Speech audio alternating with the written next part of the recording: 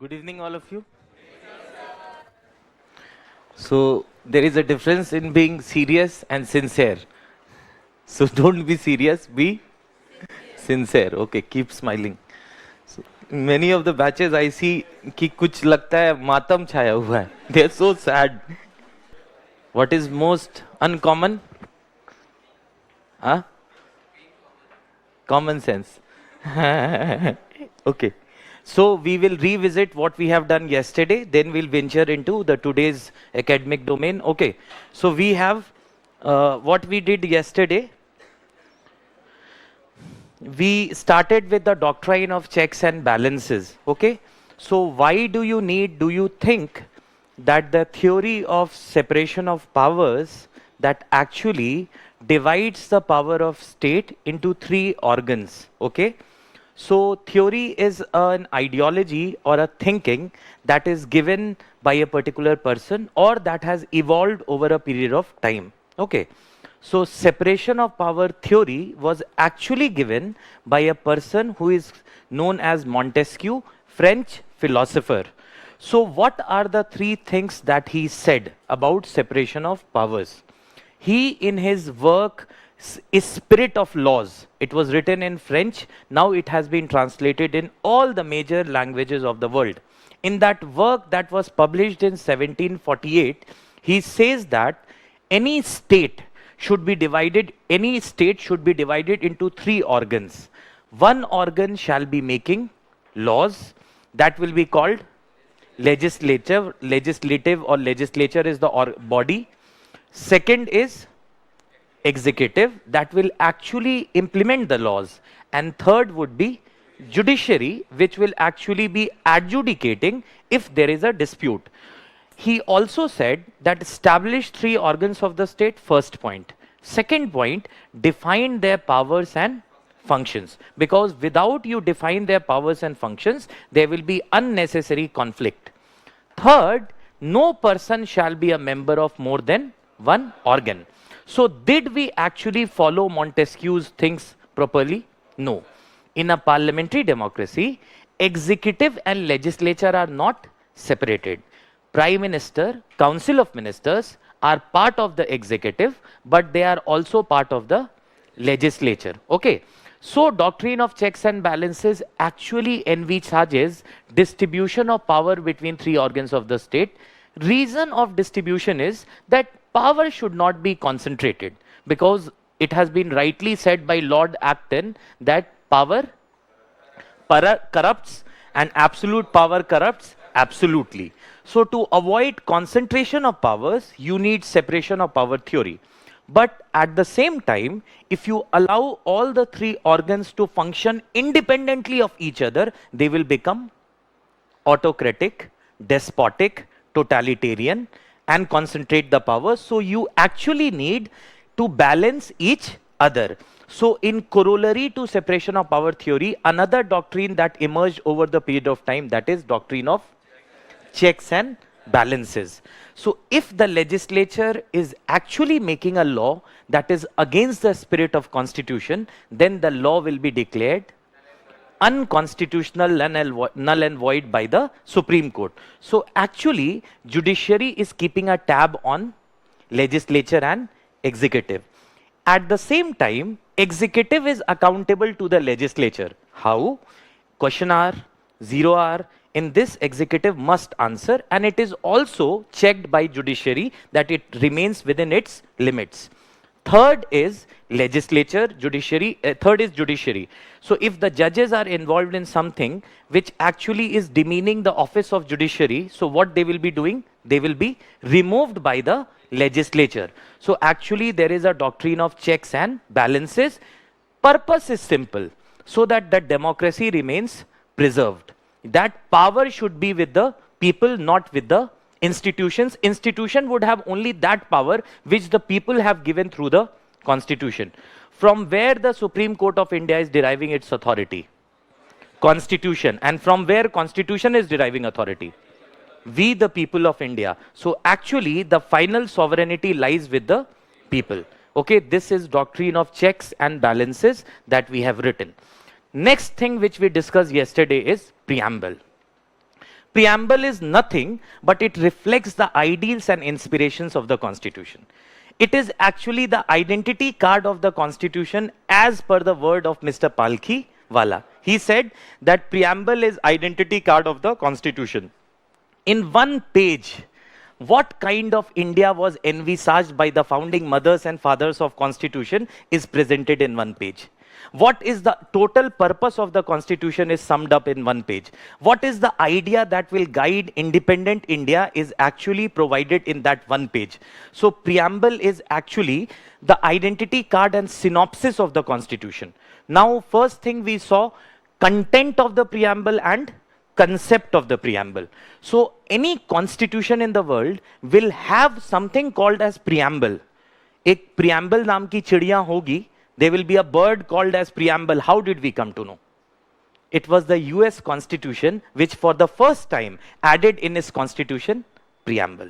So the concept of preamble was given by the framers of US Constitution. You know how US Constitution came into being? कैसे उसके पीछे एक history है. Between USA and Europe you have which ocean? Atlantic Ocean. So the Western European powers used to attack United States of America and make them their colony. So 13 colonies of USA got fed up. Ki if we do not come together, Western European powers would keep colonizing us for a longer period of time. So they formed an agreement that led to the formation of United States of America. And that finally led to the Constitution coming into being. That is the first written constitution of the world. In that you had the concept of preamble. Again, in United Nations Charter, UN Charter, 1945, in that also you have a preamble. Okay? Ab UN Charter mein, what the countries wanted the preamble of the UN Charter to start with "We the countries of United Nations." If you write "We the countries of United Nations," who will be at the center of discourse? Countries. But it is written "We the people of United Nations." So actually at the center, who is there? It is the people. So UN Charter and the Constitution of USA actually led to the concept of preamble, which was also added in Indian Constitution. But not necessarily that the content of preamble is also foreign. The content of preamble is inspired from multiple sources. It is actually a speech of Mr. Jawaharlal Nehru that was given on 13 December 1946.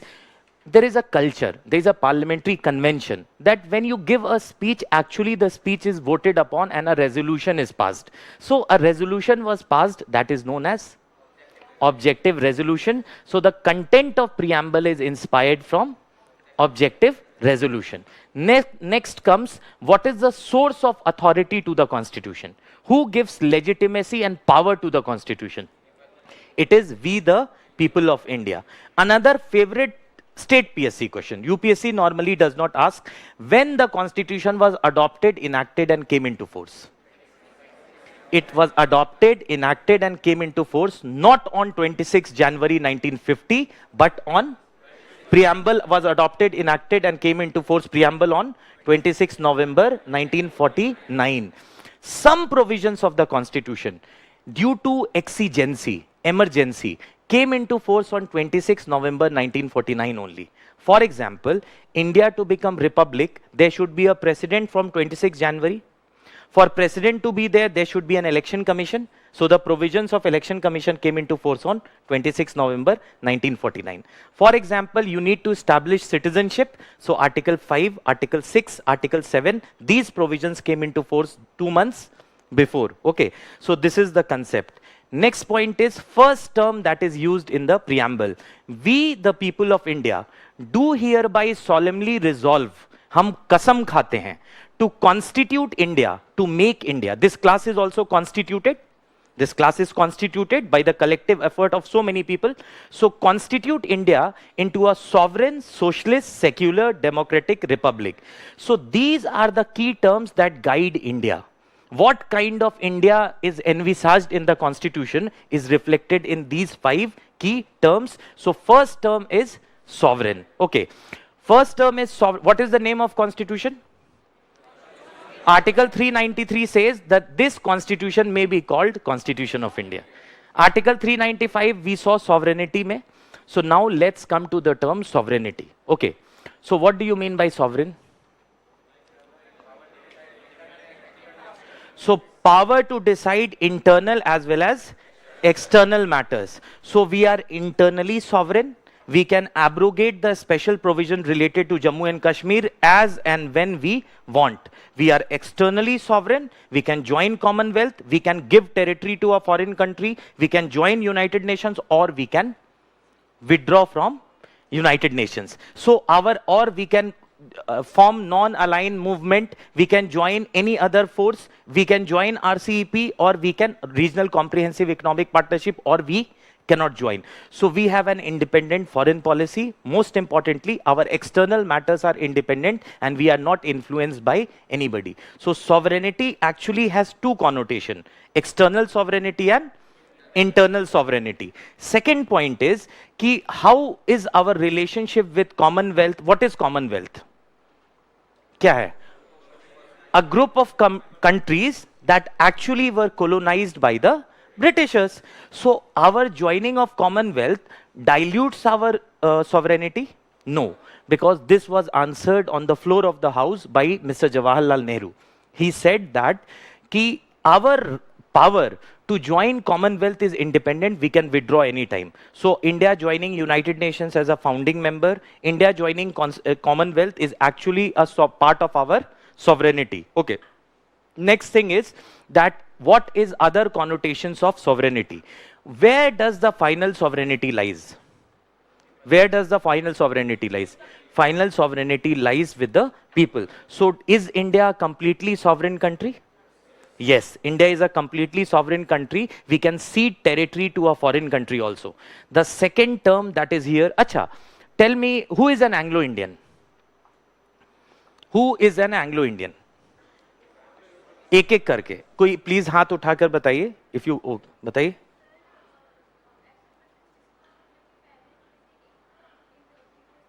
Okay, parents में से एक British का हो. What is your name? Alka से anybody would like to disagree with your colleague?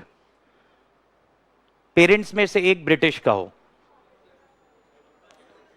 हाँ जी, France का हो. अच्छा, और सो आर्टिकल कोई भी टर्म हम यूज करते हैं, we cannot use the term liberally. Any term that same answer will be written by two people, one page, same everything, but the terms that you use reflects your maturity and understanding. So Anglo-Indian is defined in Article 366 of the Constitution. Define किया है Constitution ने. Any person whose male progenitor is from European side.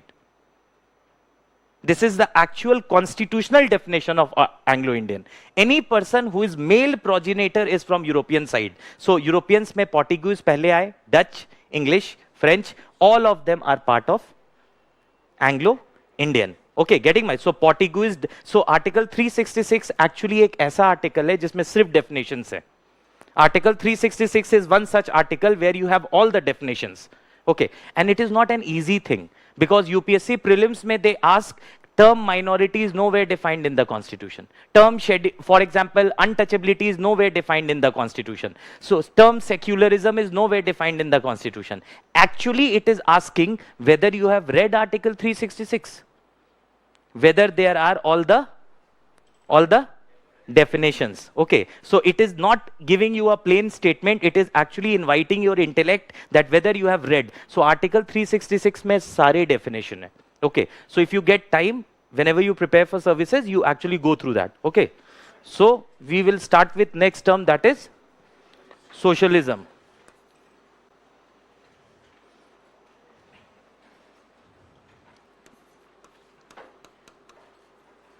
Okay, so next term that is there is socialist. Many of you are having political science as an optional. We will not take from the perspective of political science. First of all, this whole idea of socialism is found in the Constitution of India.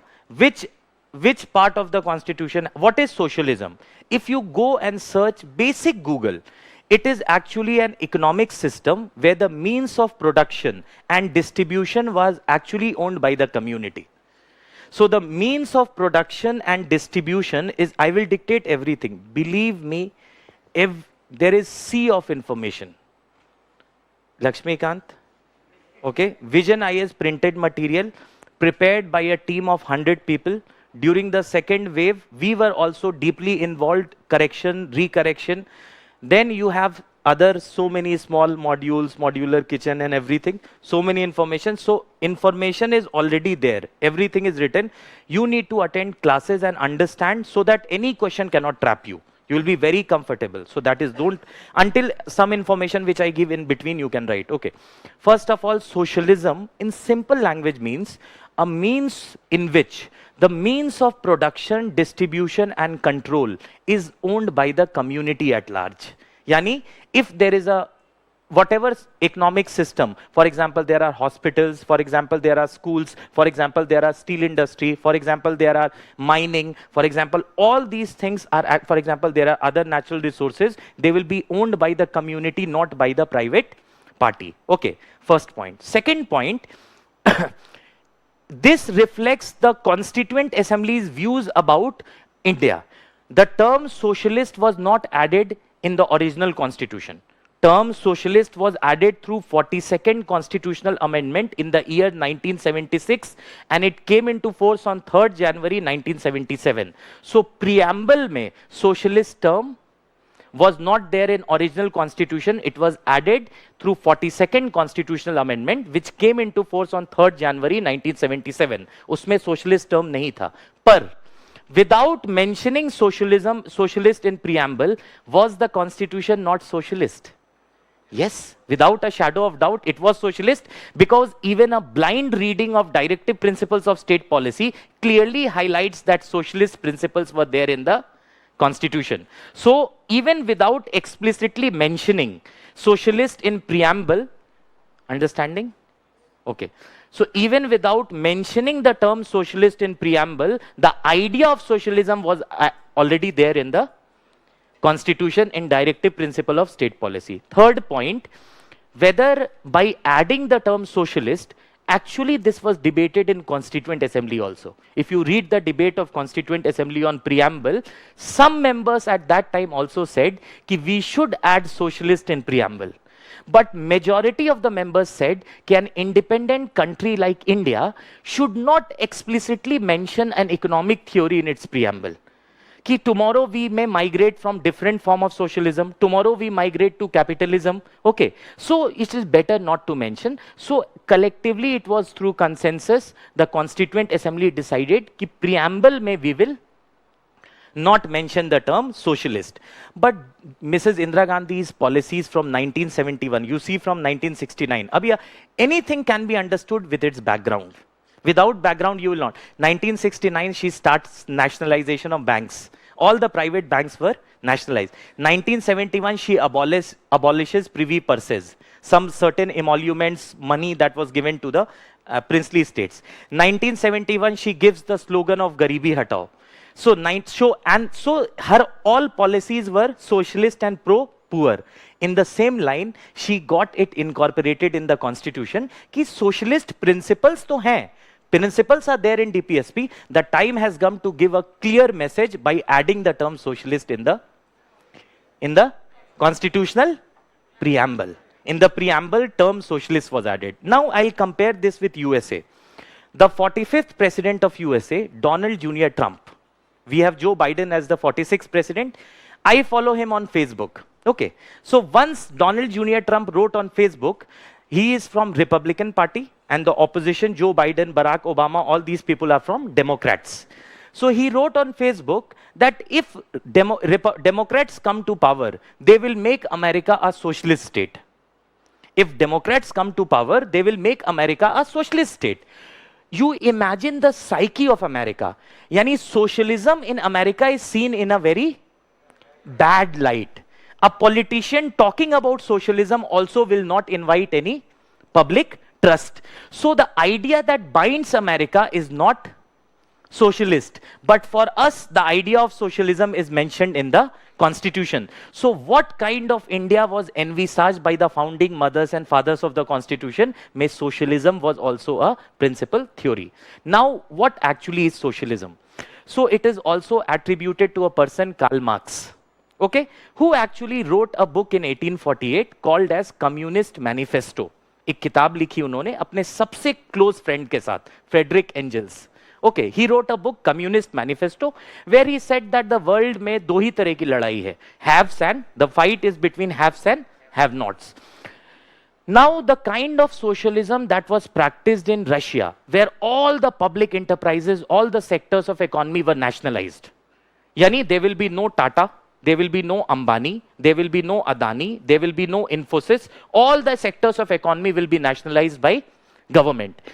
In India, what kind of socialism we practice? Okay. थोड़ा सा सुनिए, बस 3-4 minute दीजिए. In Russia, there was in 1917 suddenly people revolted. रातों रात revolt कर दिया king के खिलाफ, and the system was broken. Dictatorship of the proletariat was established. Working class का डिक्टेटरशिप एस्टैब्लिश हो गया. All the means of production were nationalised. Okay, in India do we practise that kind of socialism? नहीं. We don't practice that kind of socialism where all sectors of economy are owned by the government. What socialism we practice is mixed economy, where you have a private sector, Ashoka University, Jindal University, you have University of Delhi, Jawaharlal Nehru University, IIT Delhi, Central University of Hyderabad. So you have private sector as well as public sector. You have All India Institute of Medical Sciences, you have Apollo Hospital. Okay, you can buy milk from what you call Mother Dairy, which is a state-owned corporation, and also from Amul. And now you have many other options coming. Okay, so major sectors of economy are owned both by the private and public sector. First point. Second point, this is a very important point.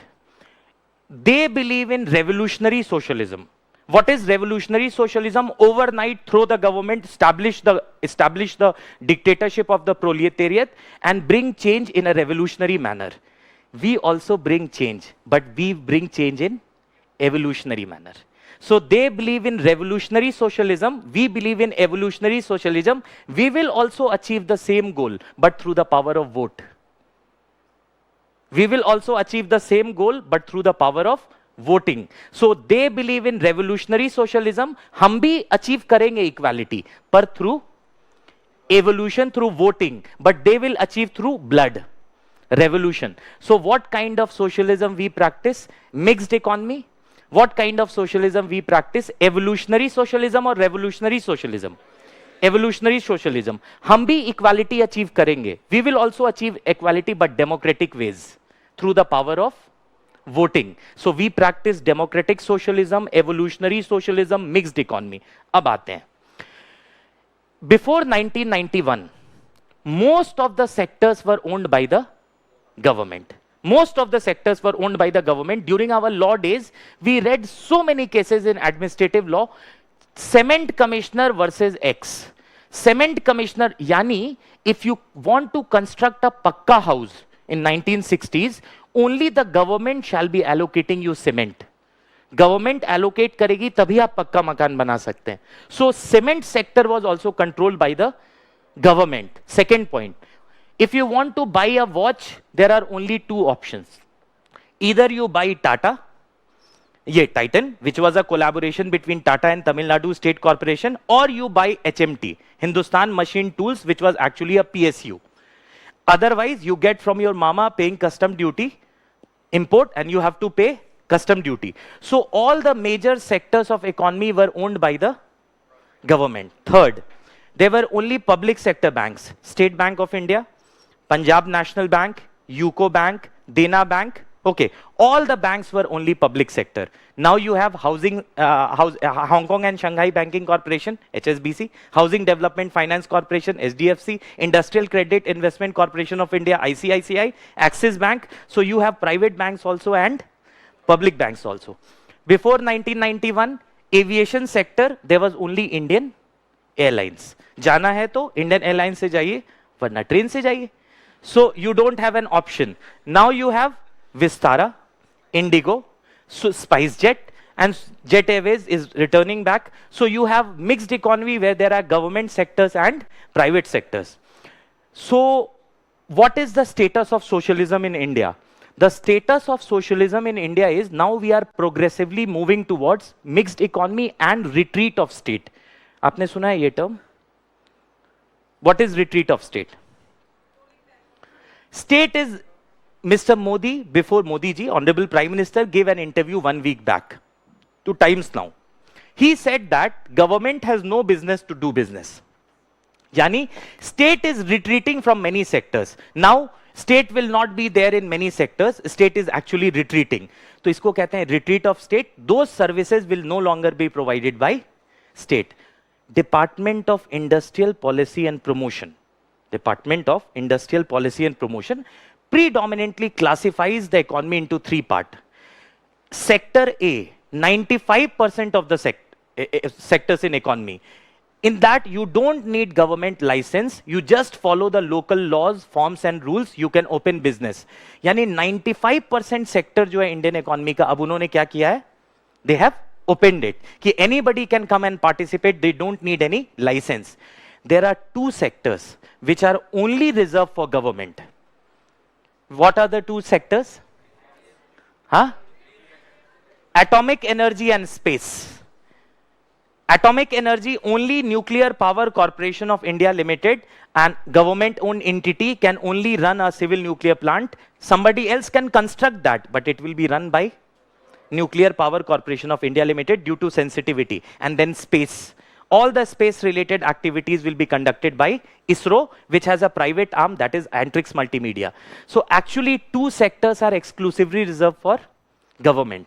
And there are other sectors where you have strict licensing norms, जैसे hazardous chemicals, जैसे vaccine, जैसे explosives. In that you have strict licensing norms. You're getting it, na? So in mixed economy, government of India has deregulated 95% of the sectors. You don't need any license, you don't need any permit, just follow the rules, fill the form, and we will allow you to function. 2 sectors we are reserving only for ourselves because it is very sensitive. Atomic energy jo hai, it is very sensitive, and space is very sensitive. And certain sectors, there are strict licensing norms like explosives, hazardous chemicals, vaccine, where sensitivity is involved. National strategic interest is involved. So what kind of economy we have? Do we practice socialism? Yes, but in a diluted form. All the sectors of economy, are they owned only by the government? Nahi, they are not owned by government. Now you have a private sector and also you have a government sector. So, ab aata hai question, what kind of socialism we practice? So there can be a question in mains, we practice Nehruvian socialism. We practice democratic socialism. We practice evolutionary socialism and Fabian socialism.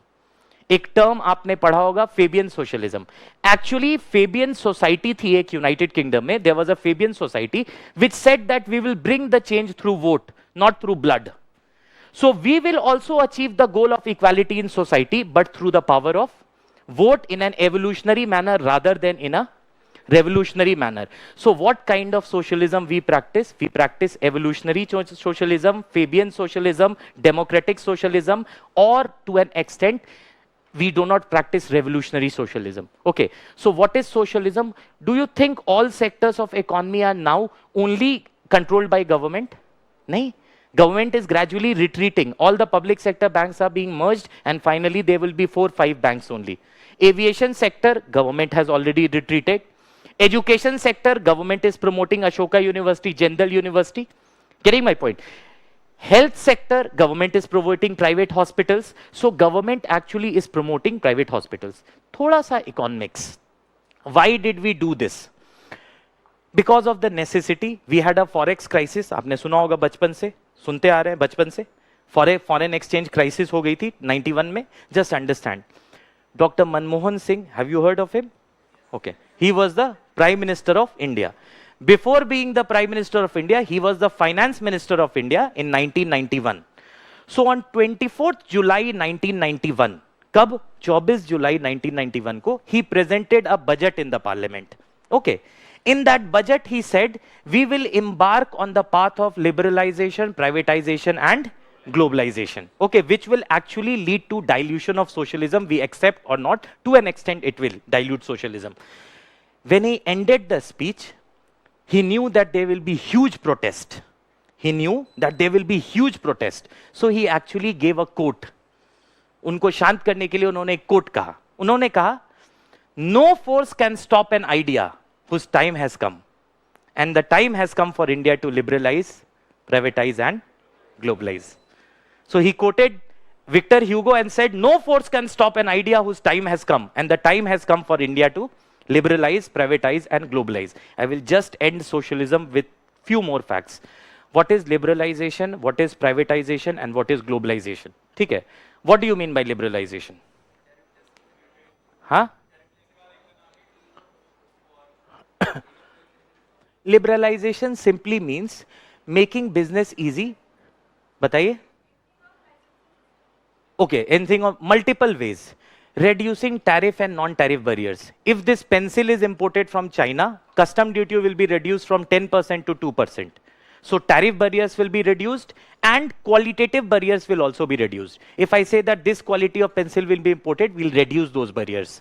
So LPG. Privatization means government is allowing the entry of private players. And globalization means unprecedented movements of goods, services, and natural person. In the history of humankind, never humans, services, and goods have moved between the countries at this pace, and globalization means world turning into a global family. Now, what is the position of socialism with respect to Indian constitution? ठीक है? There is a place in Chennai called Avadi, Avadi. Do not confuse it with Avadi, which is actually Lucknow. So there is a difference between Avadi, which is in Lucknow, and there is a difference between Avadi, which is in Chennai. So Indian National Congress का annual session हुआ चेन्नई में. 1955 में कांग्रेस का annual session हुआ चेन्नई में, and a resolution was passed in the Congress session of 1955 that socialism shall be the pattern of Indian society. So any resolution passed by Congress in 1955 actually meant that a resolution has been passed by government, because there was no difference between Congress and government. Congress was already ruling most of the states. So one thing, Avadi session of Indian National Congress of 1955 actually passed a resolution that socialism shall be the pattern of Indian society. And what is socialism? We will allow certain private sectors, but major sectors of economy will be controlled by the government. Now we are progressively diluting the share of government in major sectors. One thing you tell me, how long will it take for LPG reforms? How long will it take for LPG reforms?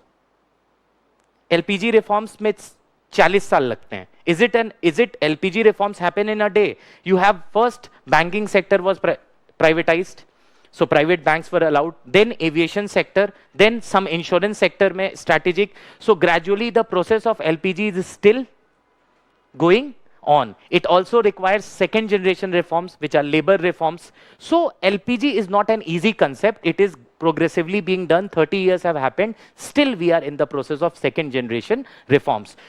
There can be a mains question that do you think that socialism is still an important facet of Indian society? So what will be your answer if there is a mains question? You will write that undoubtedly the idea of socialism is prescribed in the preamble, and the provisions of directive principle of state policy categorically highlight socialist principles. You see, major sectors of economy, still there is a presence of government. Health sector, which is the biggest hospital. All India Institute of Medical Sciences.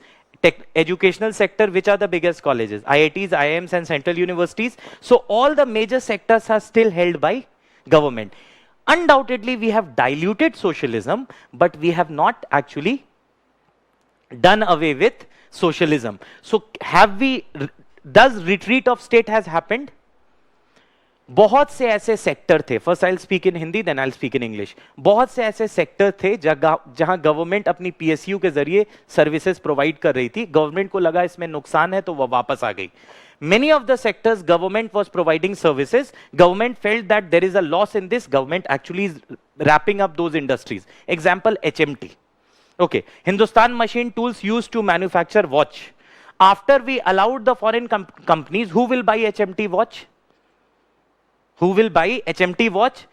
You're getting my point, na? So quality wise, standard wise, price wise, they are very costly. So actually these PSUs were loss making PSUs. Lekin government cannot what you wrap them. Kyun? 5,000 people are working there. If government will wrap these PSUs, they all will protest and they are voters. So government was actually having a white elephant who is of no use but feeding them. So after LPG, government is gradually, all these sick PSUs are dismantled because they are not providing any profit. You're getting this now. So what is the kind of socialism India is practicing? The kind of socialism we are practicing is mixed economy, where there will be a public sector also and private sector also. The kind of socialism we are practicing, we will achieve a change, but through the power of vote. We will achieve evolutionary change, not revolutionary change. We practice democratic socialism, where people will not revolt overnight. People want to change, they actually will change through the power of vote. Whatever kind of government that we have is there. And finally, what is the color of honesty? Is there a term in the world called honesty, punctuality, discipline? Do they exist? Yes, but what is the color? So an ideology may exist without actually touching it. Without mentioning socialist in preamble, the idea of socialism was clearly visible in DPSP. Socialism नहीं भी लिखा हुआ था preamble में, तो DPSP में socialism दिख रहा था. Okay, and there is one more term, welfare state. I don't want to give bouncers at the onset. So we'll come to welfare state in Article 38 when we do the whole idea of there can be a question. If there is a question on socialism, you will write a very balanced answer, keeping in mind the practicalities of contemporary times. The idea of socialism has undergone change in India. While the state already controls major sectors of economy, at the same time, state is retreating from those sectors which are loss-making. Indian Airlines is loss making since I was in school. Okay.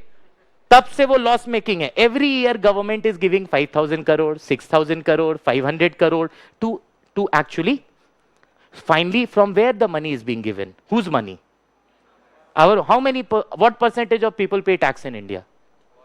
All pay taxes. Even a person who is working as a laborer, he also buys a biscuit, he pays indirect tax. 6% people pay direct taxes. Everybody pays indirect tax. If you buy a bottle also, you pay GST. So actually indirect tax is paid. So tax money was being paid to revive a PSU, which is actually public sector airline, which is actually loss making. It is a loss making. किसका पैसा जा रहा था? जबरदस्ती जिंदा रखो. Keep it alive. Zabardasti. So actually the spirit of socialism has gone a change. Now we are concentrating on those PSUs which are strong and wrapping those PSUs or disinvesting, privatizing those PSUs which are actually loss making. इसका ये मतलब नहीं है कि we have diluted socialism. I studied, I never took more than, I don't remember taking more than 12,000 rupees from my father. So throughout and it's hostel I paid 37,000. Otherwise I paid 12,000. So how did I get education?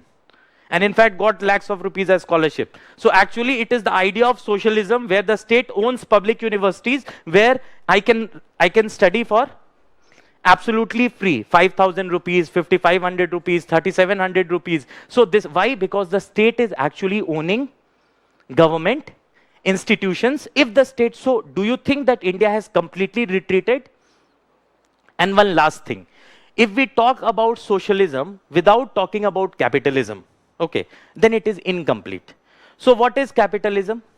Two things. One, the price of goods and services shall be determined by market forces. इस pen का कितना दाम होगा ये demand और supply का gap जहां पर इक्विलिब्रियम होगा वही डिसाइड करेगा. The price of this pen will be decided by demand and supply and all sectors of economy shall be owned by the private sector. That is a form of capitalism. अब एक बात बताता हूं. You travel from Delhi to Lucknow. Okay, what is written on the ticket? What is written on the ticket? Remember, 41% of your travel cost is borne by Indian Railways. आपकी ticket पर लिखा होता है कि आपके ट्रैवल करने का 41% पैसा भारत सरकार ने दिया है. Getting my point? So, whatever is the price from traveling from Delhi to Lucknow, वो प्राइस आपसे गवर्नमेंट नहीं ले रही है. Government is not taking you the price whatever is from Delhi to Lucknow. Government उसका सिर्फ 59% ले रही है. 41% who is paying? Government. So the price from traveling from Delhi to Lucknow is market determined or state determined? State determined. State is actually subsidizing my travel from Delhi to Lucknow. State is actually subsidizing. So in a capitalist setup, the price is decided not by an outside forces, demand and supply gap. In India, the price is determined by demand and supply or outside forces. State actually is intervening and reducing the price of travel from Delhi to Lucknow. So capitalism होता तो दिल्ली से लखनऊ जाने का जो भी किराया होता वो आपको देना पड़ता, स्टेट उसमें कुछ कंसेशन नहीं करता.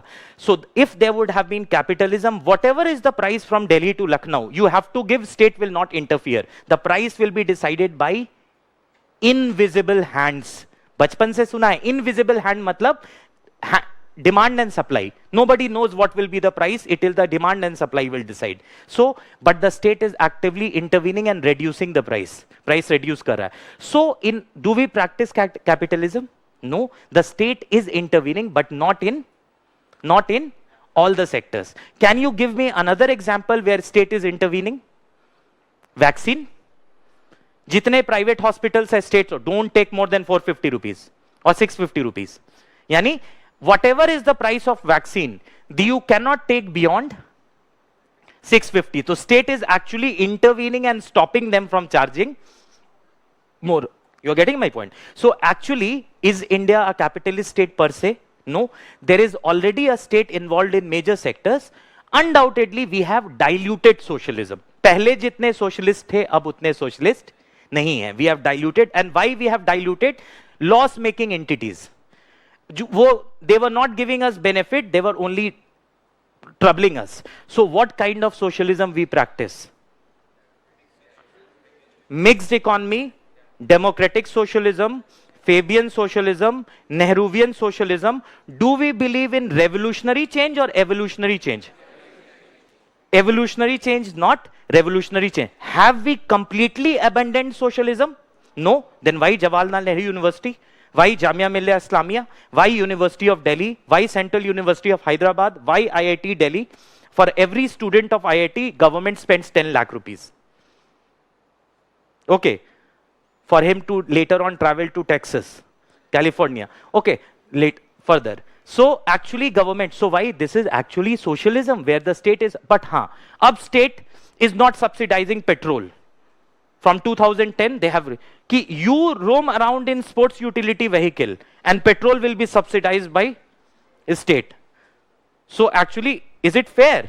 In diesel to chalo, vegetables carrying trucks and all, they are running on diesel. But petrol, only luxury vehicles are running on petrol. So you will put an Insta story with SUV and state will subsidize your petrol. So do you think this is fair? So state is actually withdrawing from those areas where there was unnecessary subsidy that is given. And many people optional तौर पे भी, जैसे I went for vaccine. I thought, why should I go for government? If I can afford, I should at least, so I went to a private hospital. Okay, because there should be that level of consciousness. Okay, so the state is actually withdrawing, but is it diluting socialism? No, state is not diluting. It is promoting socialism in a new form. So mains में एक question हो सकता है, what is your idea about socialism in India and what kind of socialism we actually practice? Okay, अभी आगे के episode में देखेंगे what is the relationship between socialism and welfare state. That we will see in Directive Principle of State Policy Article 38. ठीक है, अभी आप लिखिए socialism. Please write socialism. Okay, right? The idea of socialism. The idea of socialism as provided, the idea of socialism as provided in Indian Constitution, as provided in Indian Constitution is the idea of socialism as provided in Indian Constitution is mainly found in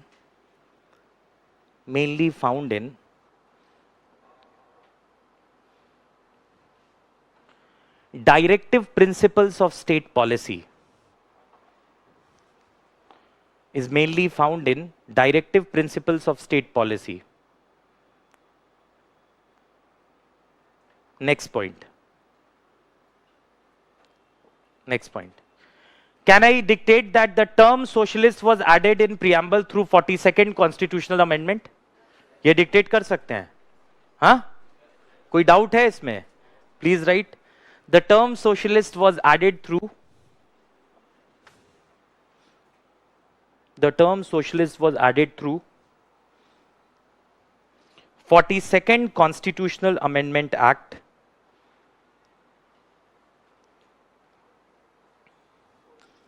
42nd Constitutional Amendment Act. The term socialist was added through 42nd Constitutional Amendment Act. Full stop.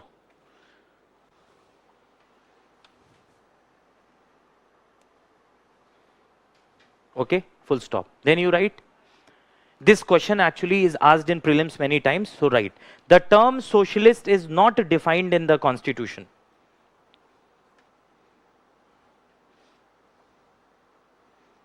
The term socialist is not defined in the Constitution.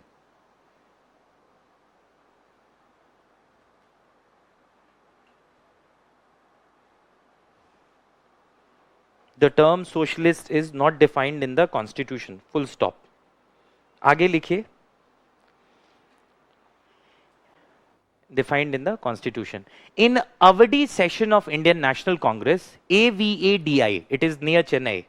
It is in fact in Chennai. In Avadi session of Indian National Congress,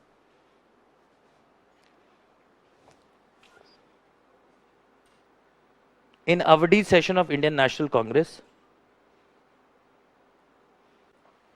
in Avadi session of Indian National Congress, socialistic pattern of Indian society, socialistic pattern of Indian society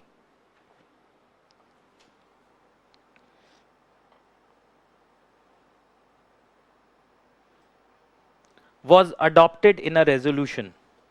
Socialistic pattern of Indian society was adopted in a resolution.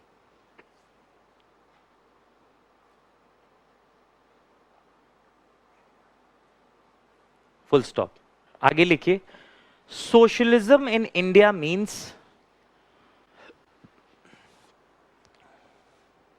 socialism in India means mixed economy. Mixed economy, where both private and public sector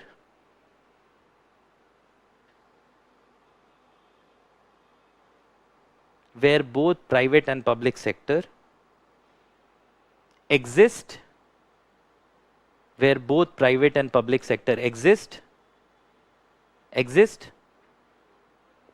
simultaneously, concurrently, कुछ भी लिखे.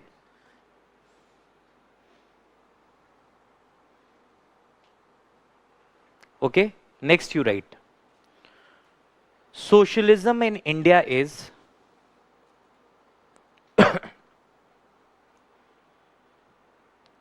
democratic socialism.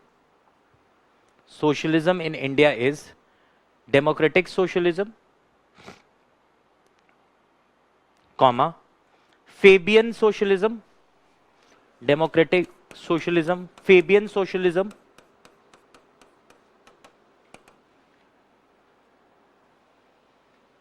Fabian socialism, comma, Nehruvian socialism, Nehruvian socialism,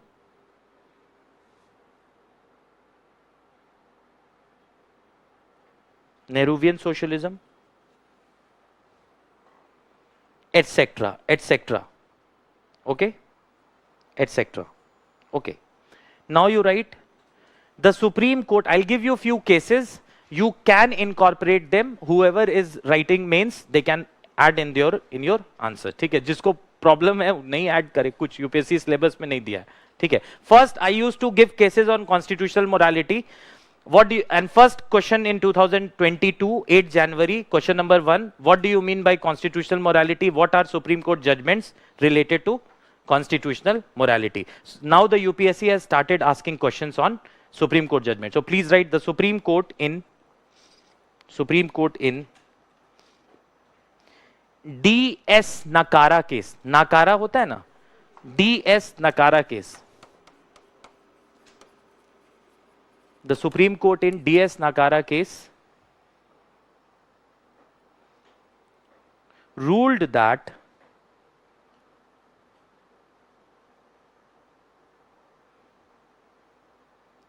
the Supreme Court in DS Nakara case ruled that basic framework of socialism is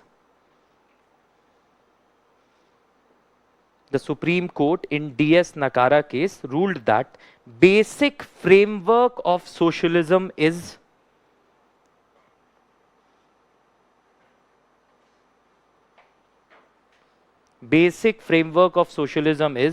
to provide a decent standard of life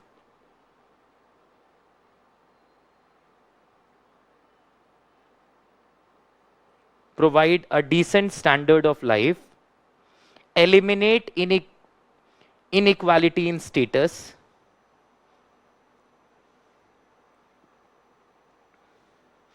provide a decent standard of life, eliminate inequality in status, minimize inequality in income,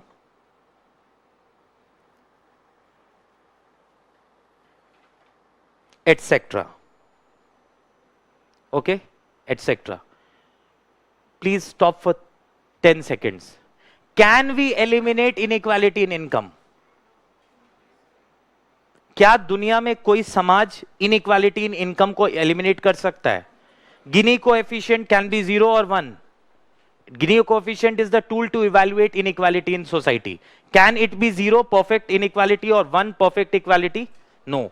Somebody who is working hard, getting up in the morning will also get same salary and selection like somebody who actually is just attending classes. Okay. So there is an, getting my point now. So there is inequality. Article 38 of the Constitution says minimize inequalities in income and eliminate inequalities in status.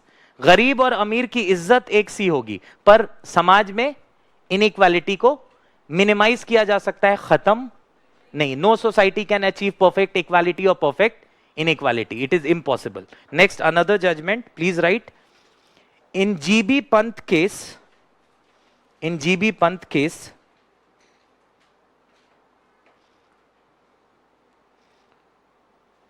the Supreme Court ruled that, in GB Pant case, the Supreme Court ruled that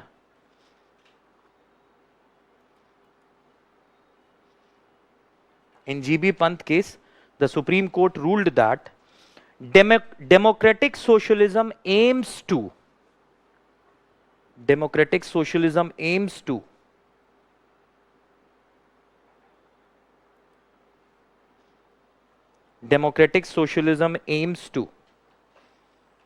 end poverty. Democratic socialism aims to end poverty, ignorance, democratic socialism aims to end poverty, ignorance, disease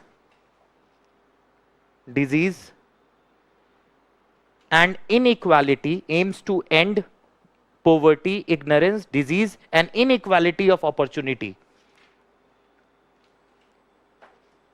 Inequality of opportunity. Okay? Okay. So many questions have come by our respected online warriors. One question is by Rajeshwar Singh. He is asking a good question actually. How will we bring socialism through vote? So actually he is asking, what is democratic socialism? समझते हैं. What is the purpose of socialism? Major sectors of economy will be owned by the community. So purpose is not owning the sector. Purpose is that wealth should be collectively owned. When all sectors of economy is not owned by one person but by society, so wealth is actually distributed. So the goal of socialism is distribution of wealth. Same distribution of wealth we will achieve not by taking away wealth from someone and zabardasti by force distributing. We will achieve through policies and by voting, bringing that government to power that will progressively reduce inequality. So that is democratic socialism. We will achieve inequality, abolition of inequality to an extent. matlab minimizing inequality, but that we will achieve through vote, not like Russia ki raat mein revolution hua aur sari all the economies were actually nationalized overnight. We will do that through the power of vote and policies and progressive principles. So that is socialism. Democratic, so sovereign, socialist. Next is favorite. Secularism is one thing we can speak minimum for 7 days. Okay, but we will keep it for 20 minutes. Okay.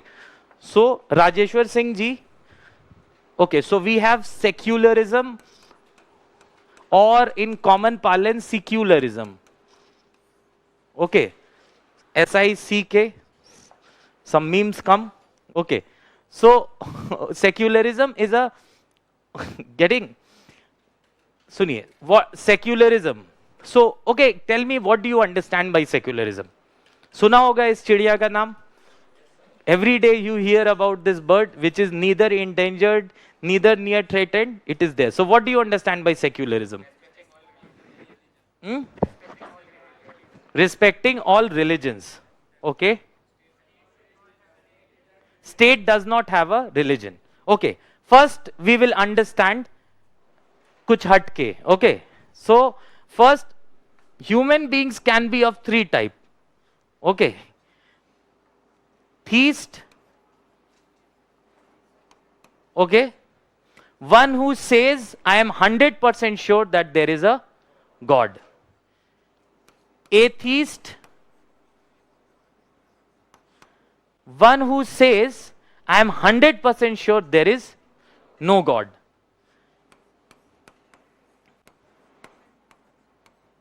Agnostic, one who says लफड़े में नहीं पड़ना है.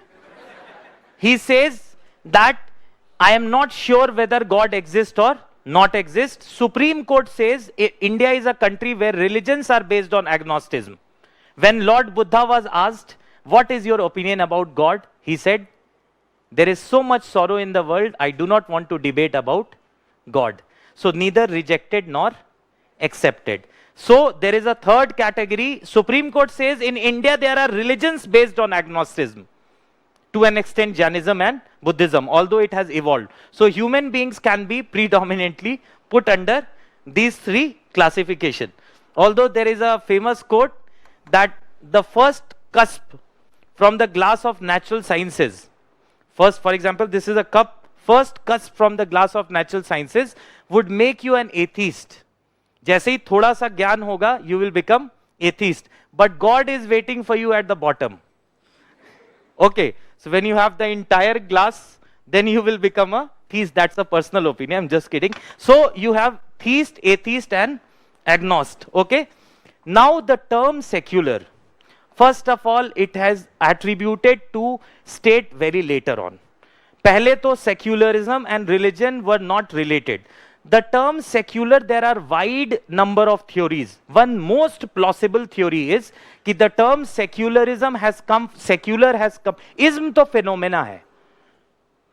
Phenomena of liberal is liberalism. Phenomena of constitution is constitutionalism. Phenomena of feminist is feminism, a theory which believes men and women are equal. So you have secularism.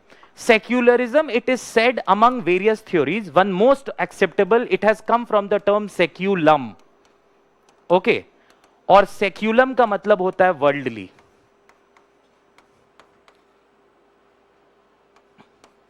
Okay, so let's leave secularism, whatever debate is going on. First, we'll understand secularism. When there was Renaissance, you must have heard, सुना है. Those who have heard, very good. If you have not heard, simply it was a movement where the people decided that now we will not blindly follow religion. Everything that we will prove, we will actually follow.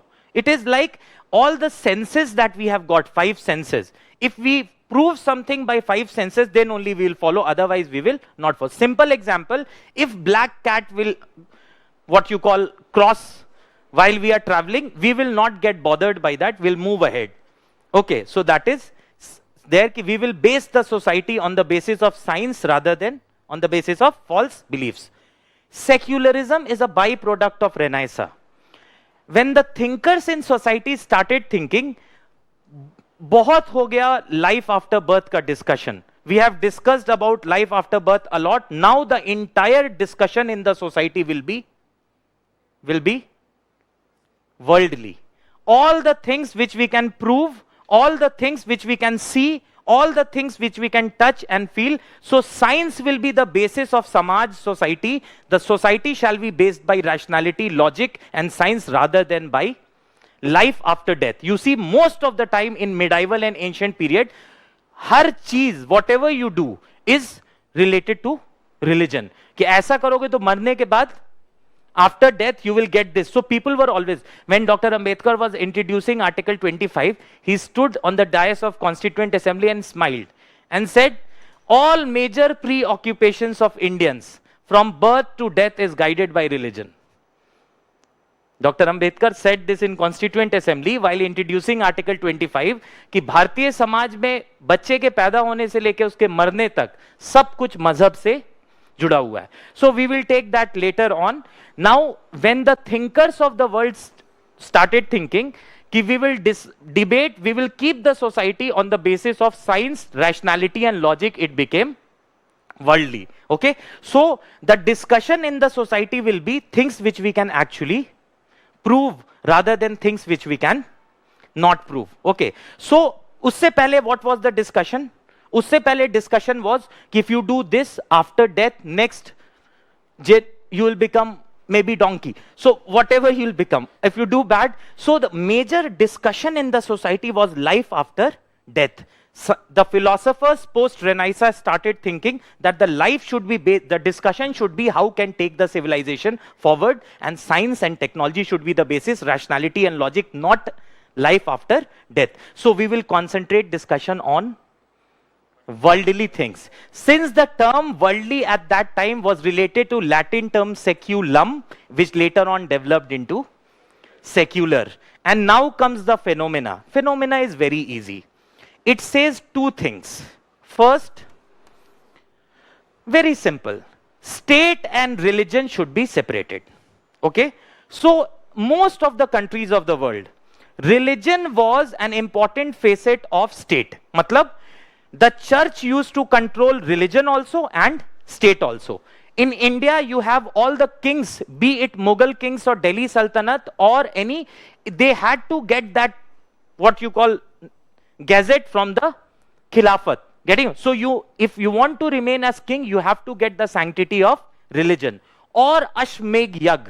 Okay, so if you want to be decorated as a divine representation of God, as a king, you must get sanctity from the religious class. So religion and state were absolutely mixed, and state was deeply attached to religion. So first connotation of secularism is state must be separated from religion. State must be separated from religion.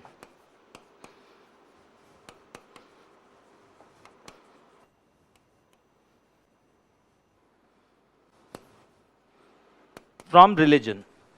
Next point is, एक तो state को religion से isolate करना है. State will not interfere. In that only, one important facet is, state will be a theocratic or non-theocratic. Theocratic state matlab Saudi Arabia. The title of the king says that he is the custodian of Mecca and Medina. King का जो title है उसका नाम है हरमैन और शरीफैन के वो custodian है. He is the custodian of Mecca and Medina. So the title of the king conveys a religious connotation. You have Islamic Republic of Pakistan.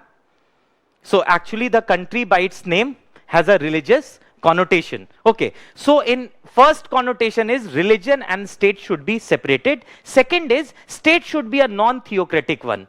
उसी का part है, state should not have an official religion of its own.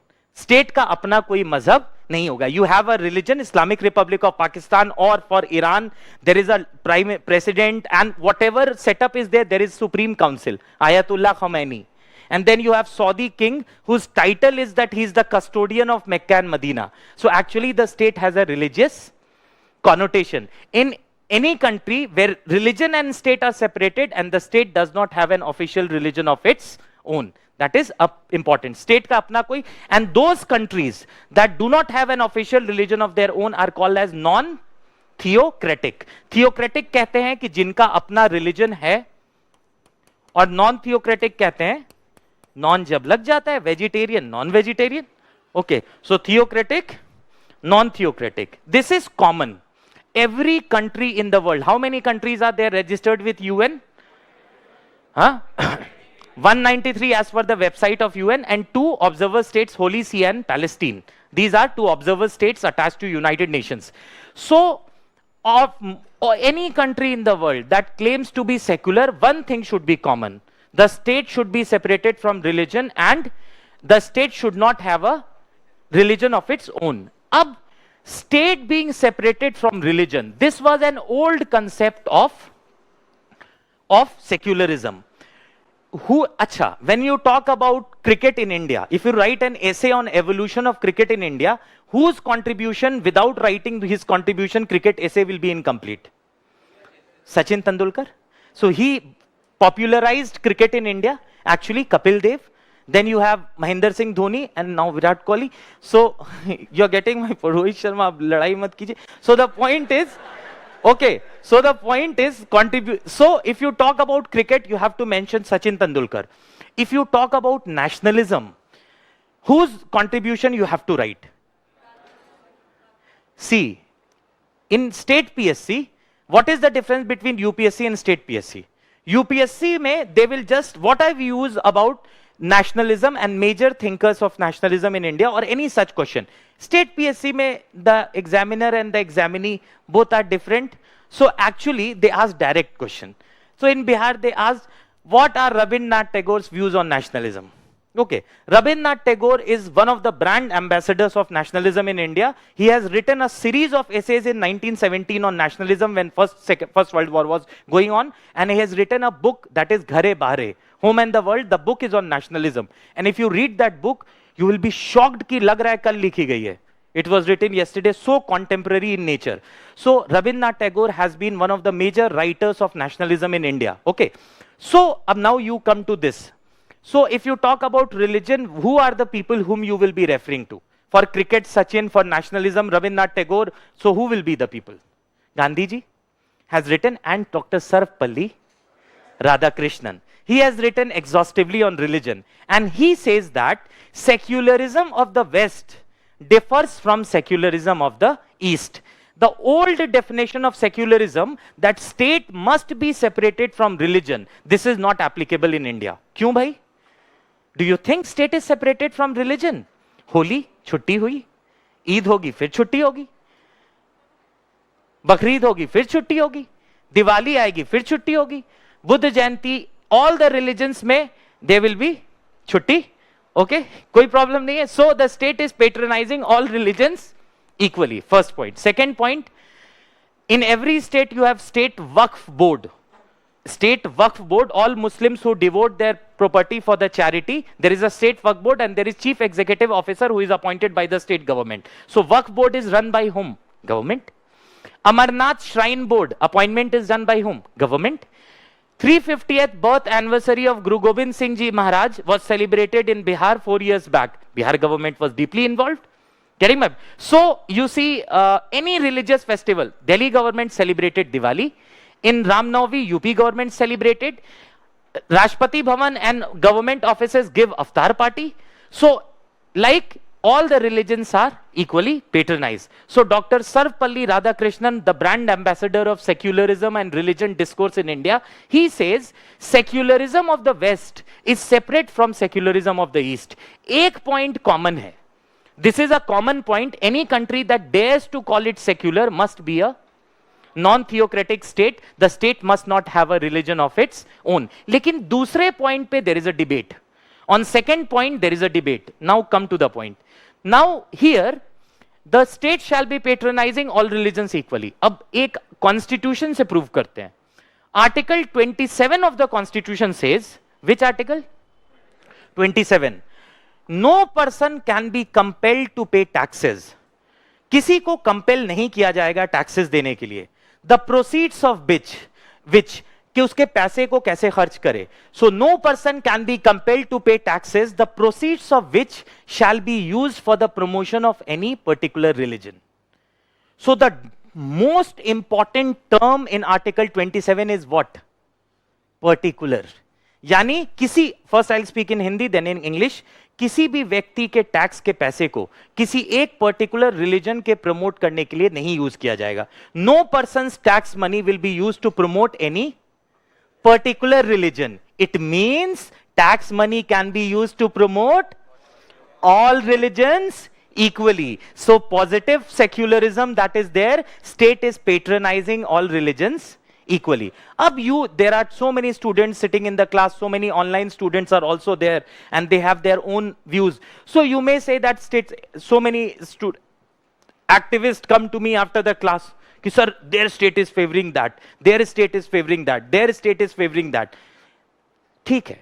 There are many things which are happening, but can you be disloyal to your recruiter? हमेशा याद रखिए, Constitution of India is giving you enough space to become an activist. Article 19(1)(a), freedom of speech and expression, मन भर बोलिए. Article 19(1)(b), right to assemble peacefully without arms, protest कीजिए. Article 19(1)(c), right to form an association, union बना लीजिए. Article 19(1)(d), right to travel throughout, travel कीजिए. Article 19(1)(c), reside and settle. So Constitution of India is giving you enough right. You cannot be an activist and in the government at the same time. Ki I will work for my employer, but I will not abide by you. So you have to be a bit restrictive. All your answers must not reflect activism. That has to be pro-government. I meet for past 6-7 years, I have been meeting so many revolutionaries who come after the class with too much of anger. Ki state, ठीक है, there may be certain aberrations where the state may be favoring a particular religion or patronizing or some appeasement. We are least concerned. Only political party we belong is Union Public Service Commission. That is the only political party. Our emotions have no place. Whatever will fetch us marks, we will be manipulative, shrewd and cunning. Okay. However they trap you, don't you think too much of intolerance is there? And the moment you say yes, then they will say, of course, you see these examples, then you will get emotional and you will start speaking, and then will say, very good, and leave and give 94. Okay. So actually, whatever they say, ki, do you think there is, no sir, of course not. So you will be, I would very humbly like to differ. Actually, so be very sure that till the time you are preparing for, say, see, you are human beings have emotions, they have ideologies. It is very natural. But the best thing is, we should agree to disagree. We should actually agree to disagree. So, diverse ideas, you are not going to write anything which will, kitna bhi negative question ho. However, there was a question very controversial 2 years back. Do you think that our cultural practices are being challenged in the name of secularism? Right after Sabrimala verdict, this question was asked in mains. That do you think our cultural practices are being damaged or are being challenged in the name of secularism? So actually it was invoking you, but you have to be very, very patient and write a progressive answer. So this is secularism. What kind of secularism we practice?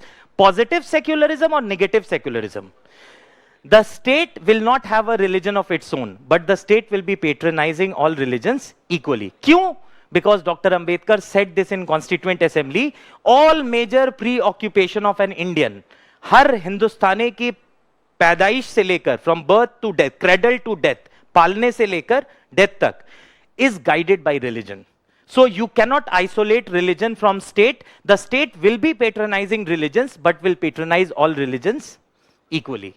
So the state shall be patronizing. So what kind of secularism we practice?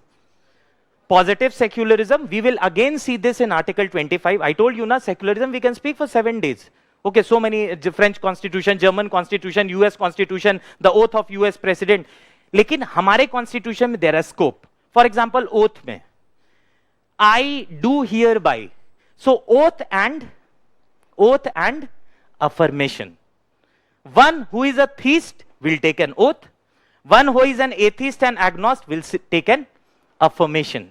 So you have oath for the theist, affirmation for the atheist and agnostic. So constitution mein, it is not necessary that you take an oath, I do swear in the name of God, if you don't believe in God. So inside you will say, I do solemnly affirm. So actually you will not take an oath in the name of God, but since you are an agnostic or an atheist, you will affirm.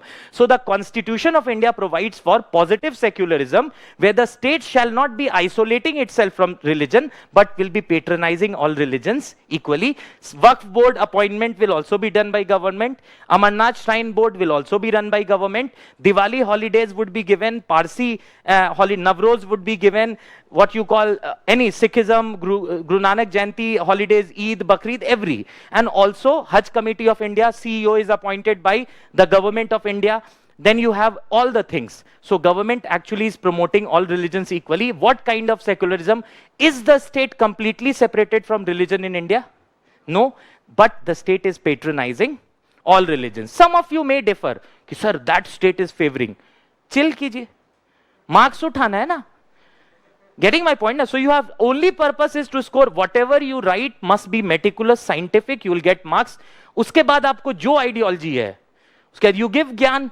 Whatever you feel like, page number 33 का second paragraph is quite dicey. So whatever you say. So first you write, do not have your emotions into this. So we'll write on secularism, then we'll actually move forward. Please write secularism. One question has been asked from SSC to UPSC, that the term secular has not been defined in the Constitution. Article 366 defines many things, but does not define secularism. Please write first point. The term secular was added in the preamble.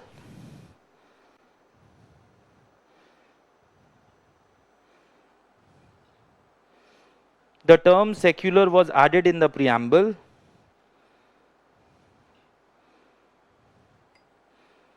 through 42nd Constitutional Amendment Act.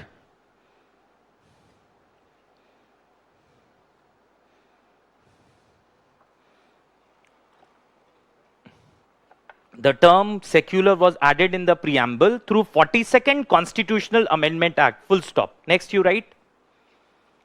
The idea of secularism,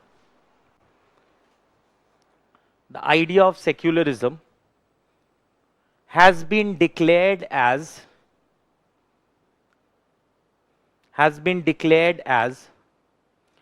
part of basic structure doctrine. We'll see this later, just write. The idea of secularism has been declared as part of basic structure doctrine. Part of basic structure doctrine by the Supreme Court.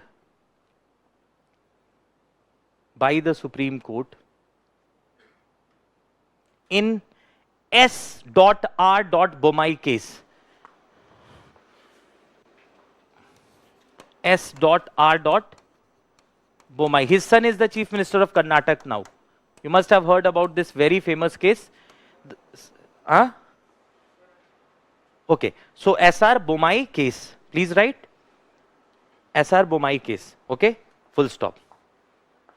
So supreme court ने secularism को basic structure घोषित कर दिया, secularism को S R Bommai case. Next point you write. Did we write term secular has not been defined? No. Please right.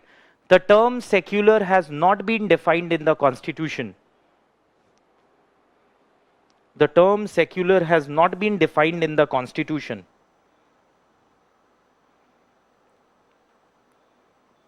Full stop. Okay. Now to add tadka, we will give Dr. Ambedkar's statement in mains answer. Please write. Dr. Ambedkar famously stated. Dr. Ambedkar famously stated that the religious conceptions in this country, the religious conceptions in this country are so vast, the religious conceptions in this country are so vast that they cover the religious conceptions in this country are so vast that they cover every aspect from birth to death.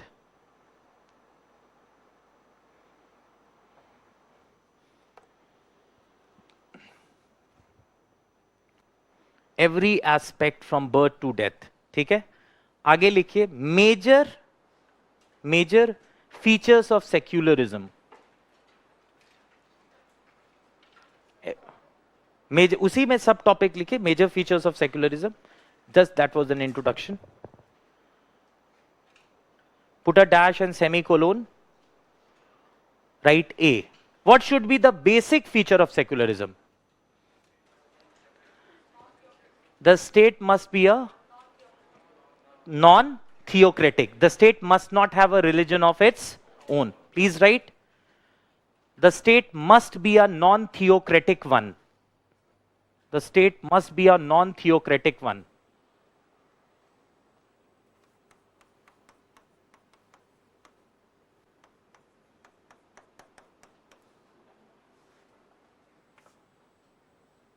The state must be a non-theocratic one.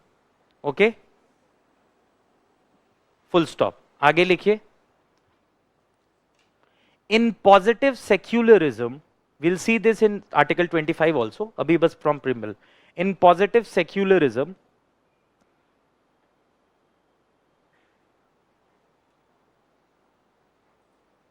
the state does not isolate it. In positive secularism, the state does not isolate it completely. The state does not isolate it completely, but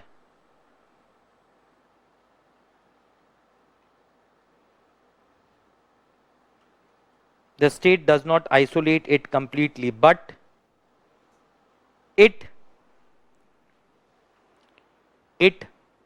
maintains it maintains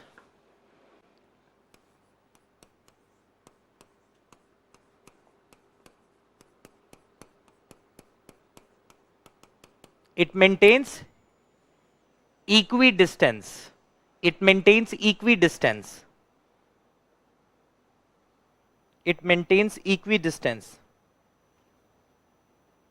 Thereby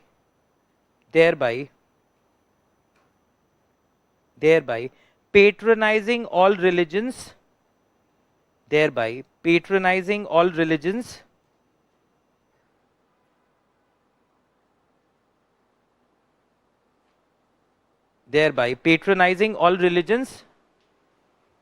state जो है सारे मजहब को patronise करता है. कैसे? Which term can be use? Patronising all religions equally. Patronizing all religions equally. Okay, full stop. Can we not write patronizing all religions equally? Okay, next you write. Acha, tell me one thing, understanding is important. Will the state interfere in religious activities? Core religious activities, no. But there are laws. I can give you so many constitutional articles, you'll get confused. In Tamil Nadu, state legislature has passed law and taken over the management of so many temples.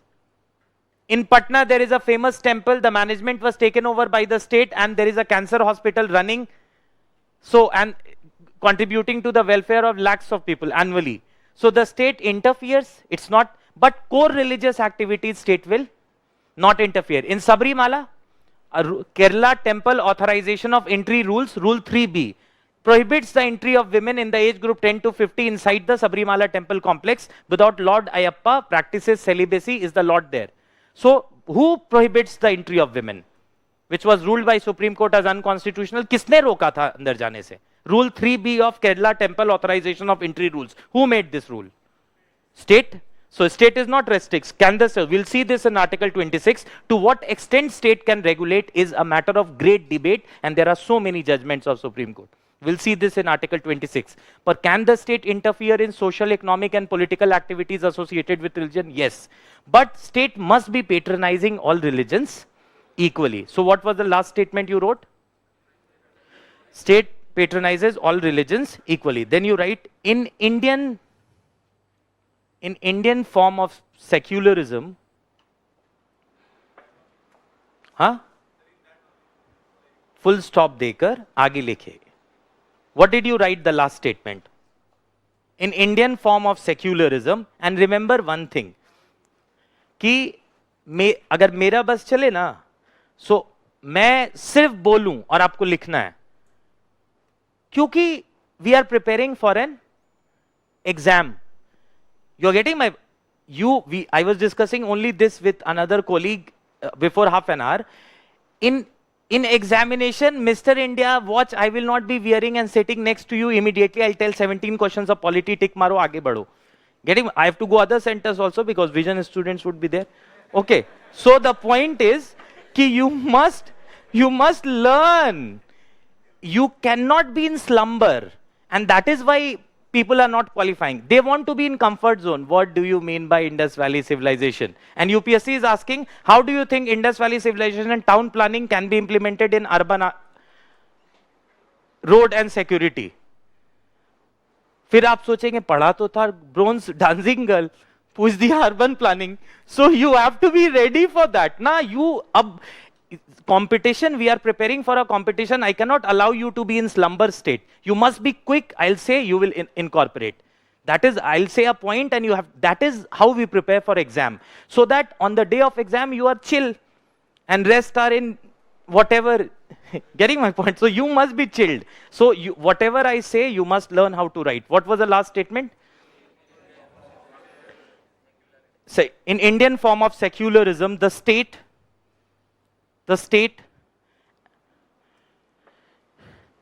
actively promotes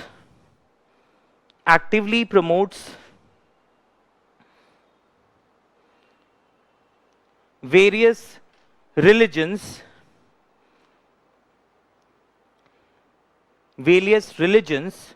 by facilitating pilgrimage,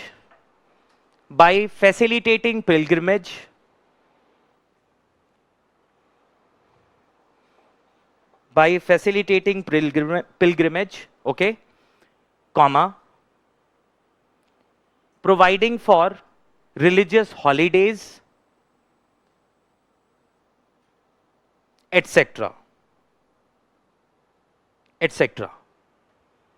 ठीक है. Next point लिखिए. After etcetera right next point. pilgrimage, okay, religious holidays, etc. Okay. I don't want to talk about many countries where they claim to be secular and they call 25th December as bank holiday.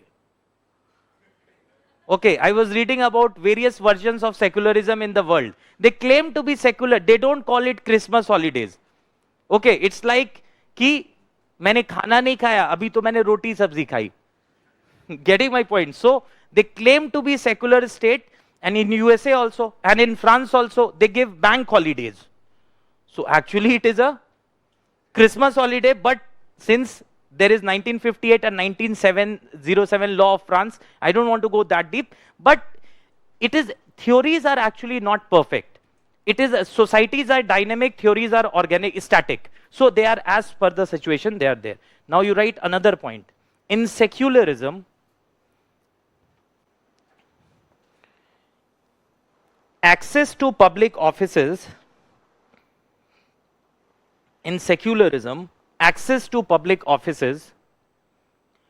cannot be denied. In secularism, access to public offices cannot be denied. Access to public offices cannot be denied on the basis of, लिख लीजिए, right? Access to public offices cannot be denied on the basis of religion. समझ में आ रहा है? यानी मजहब की बुनियाद पर किसी ऑफिस से deny. There is one provision in Article 16, we'll see that. Okay, but as if now, we'll see an exception. Every time there is an exception. Exception is not organic chemistry. So you must understand, exceptions पे ज़्यादा दिल पे exceptions को नहीं लेना. फिर हर, I told you yesterday also, how many fingers? 5 thumbs, somebody was counting. Okay, So he has 4 fingers and a thumb.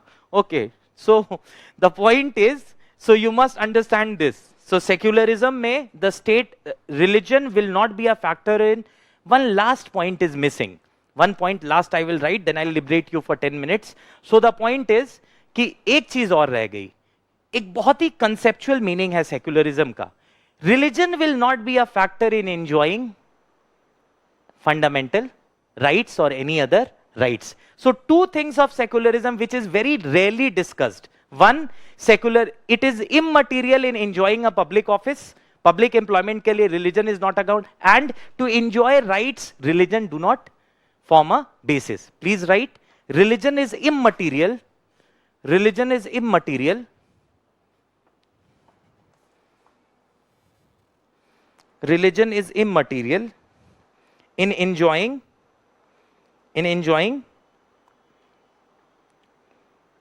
rights. We'll see constitutional, fundamental, legal, statutory. We'll see. This time they have asked a question. They have changed the pattern. Now they are asking payroll. Getting my point? Now they are asking judicial custody.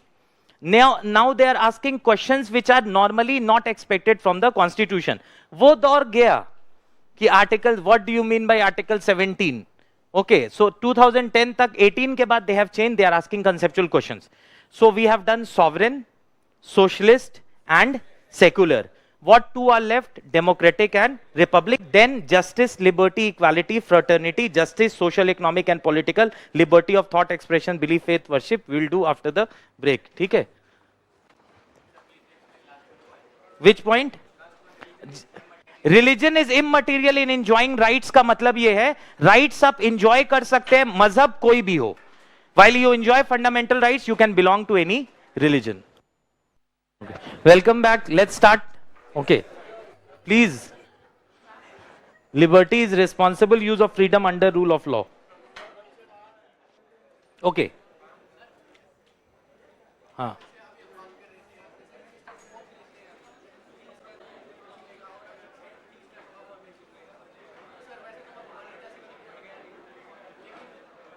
हाँ, so they are not forced to take. They can affirm also, give an affidavit and affirm also. Okay, so we have few questions coming sample. Okay, so basically, see, if you have a question, okay, so if you have a question, actually, is it possible to start and discuss Article 395? So it will take time. You only tell me, can anybody start and discuss 395? So it will take time and there needs to be patience. Suddenly somebody is coming with judiciary, getting my point. So we have just started, so patience hona chahiye. Second point is, ki in theories there is a, see, one thing please understand. In theories there can be different views. We will discuss what is an acceptable views, okay? And one thing will be very tough for some of you to accept, but please accept it at the onset, that law is a gray area. For example, a naive or a person, anybody will tell you that this is finality. For example, what will happen to Jammu Kashmir Reorganization Act? It has been challenged. I will say it is a constitutional act today. Tomorrow, what happens by the Supreme Court judgment? Supreme Court will decide. Now, you will ask me that, sir, what will happen? So Vision IS is not a Supreme Court. So there is a Supreme Court to decide. You ask on those questions for which we have a. So the best way to answer would be give an answer and move ahead. But I am also rigid. Even if I know, I'll not give. Why? Because what is true is to be given, not what is something that pleases you. If there is a constitutional question, it is to be decided by Supreme Court. I can only give you views, but it is up to the Supreme Court to decide. So you cannot ask me a question many a time, what will happen to this amendment? If I can decide, then I'll be nominated under eminent juris criteria to the Supreme Court directly, and after that I'll give an opinion. So you cannot ask a question, first thing. Second thing, very important. It is very difficult for some student to accept. One of them came to me yesterday, many points. Everything is not written in the constitution. बाहर के constitution में तो वो भी नहीं. I'll tell you a very important example and then you'll understand. Constitution says that Article 75, the Prime Minister of India is appointed by the President and remains in office at his pleasure. Constitution of India says that the Prime Minister of India is appointed by the President and remains in office at his pleasure. What is the meaning of term pleasure? What is the meaning of term pleasure? Since childhood, what do you know about pleasure? So it means that he can be removed anytime. So it is a parliamentary culture, parliamentary convention, parliamentary practice to write like that. Pleasure means till the time Prime Minister commands majority in Lok Sabha. So it is not mentioned but actually understood. Second point, Article 111 of the Constitution says that the President can withhold assent to a bill. किसी भी bill को President रोक सकते हैं. More than 5,000 bills have been passed. President has withheld less than 7 times. So actually President knows that the real power is with the... So I will not disturb with the elected representatives of the people. The Constitution of India says that Council of Ministers remain in office at the pleasure of President. So pleasure का क्या मतलब? What do you mean by term pleasure? It is a constitutional norm and culture that you give the term pleasure, but actually the President will exercise that pleasure within the constitutional limits. Next point. It says all transactions of the Union shall be taken in the name of President. Constitution says all transactions of the Union, sir, बोल वो रहे हैं, शब्द हमारे हैं. So actually the Council of Ministers are taking the decision, but Chatur Ramalingam is... So you are getting, just to find a corollary out here. So the point is all transactions are taken in the name of President. That doesn't mean that the orders are given by the Honorable President, who is above politics. Only his name is used. These are parliamentary culture, convention, taur tarika through which things function. Actually the power is with the Council of Ministers. But many things are not written in the Constitution, but they are actually followed by convention. In India it is written also. If you will read galti se bhi Constitution of other countries, you will get up at night ki how they have not written. Still they don't fight. Still they don't fight because there is a settled preposition. There is a question that even a country that does not have a written constitution has a highest level of constitutional morality. समाज ने agree कर लिया है कि certain principles we will follow even if there is no written constitution. चीजें लड़ाई से नहीं चलती हैं. Now, for example, great man, great scholar Pranab Mukherjee ji was president from 25th July 2012 to 25th July 2017. He was in Congress for 40 years. From 2014, another government came. So did he stop the bill of new government? He can apply veto on all the bills. He can actually apply veto on all the bills, but did he apply veto? No, he did not apply. So actually he knows the responsibility that the president must act in an impartial manner. You are getting this point? So you must understand this very important point that things are actually not written, but they are actually in practice. It is expected that the president or the constitutional functionaries will be following a certain rule, a certain thing. Many times throughout the constitution you will find many provisions which you read, you will become, for example, Supreme Court can do anything to do complete justice. Article 142. So it starts doing anything. So many things are not written. It is a settled preposition कि ये सभ्यता है, संस्कार है, संस्कृति है, तौर है, तरीका है, तहजीब है कि ऐसा होता है और ऐसा ही होगा. And it is expected that people who are sitting at constitutional posts are actually people who have highest integrity. So don't take it in a very literal sense. Okay, getting my point. And if there is an agitation going on in your mind that this particular government is favoring or here socialism is getting diluted, maybe you have a different idea. But what is to be written in exam we are talking about. Spirit of activism should not be there. Okay, now the next term that is always in news is sovereign, socialist, secular and democratic. Okay, so democratic. हाँ. Okay, बताइए. What was the need for adding secular word by 42nd amendment? अब यही question है. I know the perfect answer, but UPSC will not ask you what was the need, but still I will answer him, otherwise he may not have food. अभी खाना खाएगा, नहीं पचा तो फिर. So getting my point. See, 25th June 1975, Mrs. Indira Gandhi recommended to the then President Fakhruddin Ali Ahmad to impose emergency under Article 352. The tides of communalism was raising its head in India. So communalism was raising its head in India. So what happened? The background in which it was important to divide the people, two things. One, that first of all, Mrs. Indira Gandhi got elected in 1971 on the premise of Garibi Hatao. So socialism, उन्होंने add किया. Second, by 1974, communal tendencies were riding. So she got added in secular. And third, she wanted to remind that while you enjoy rights, you also have certain duties. So fundamental duties were also added. This was the reason why it was added in 42nd Constitutional Amendment Act, in the background of things that were actually happening, and to remind that you have socialism, secularism, and also Gandhiji said rights and duties go hand in hand. If everyone is conscious of his duty, rights would not be far to seek. We'll see this in fundamental duties. Article 51A, अभी wait करते हैं. अब आते हैं term sovereign, socialist, secular, democratic. Okay, सबसे पहले what do you mean by demo? People. If 5 of you from the class run the entire show in the class, or somebody calls elite class, so it will be aristocracy. Cracy is rule of the aristocrats. If one person runs his writ in the class, it will be autocracy, self-rule. If collectively we run the class, it will be democracy, people's rule. What is the study of population? Demography. People's populations study. So demo means people or population. Cracy means rule. So democracy. Do we have democracy in India? Yes. How? Huh? Voting? अब सुनिए. There is a famous line that democracy is not about elections. It is a daily plebiscite.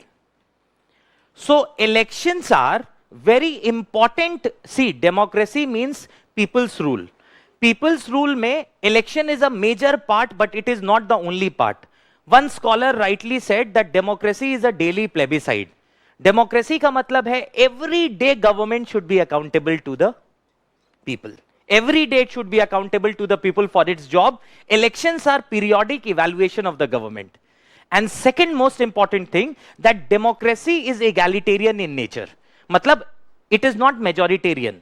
Why? Everybody is asked its views. Only not few people, but everybody is asked these views. But the tool that we use to achieve democracy may be majoritarian. Okay, the tool at times may turn majoritarian, but democracy is equality based. So what is democracy? It is people's rule. It is not about elections only. It is about day-to-day involvement of government, accountability of government. क्या कहा Justice Chandrachud ने? Aadhaar judgment में he gave a very famous line, which has become a UPSC question. Dissent is the safety valve of democracy. सुना है ये line? सुना होगा आपने? कई लोगों ने सुना होगा. ये Mr. Chandrachud said, and it has been asked in many exams also. Dissent is the safety valve of democracy. What is dissent? आपका मुझसे राजी नहीं होना. If you disagree with me, it is dissent. You are actually not agreeing with me. You are speaking against me. You are not agreeing with my views. So it is dissent.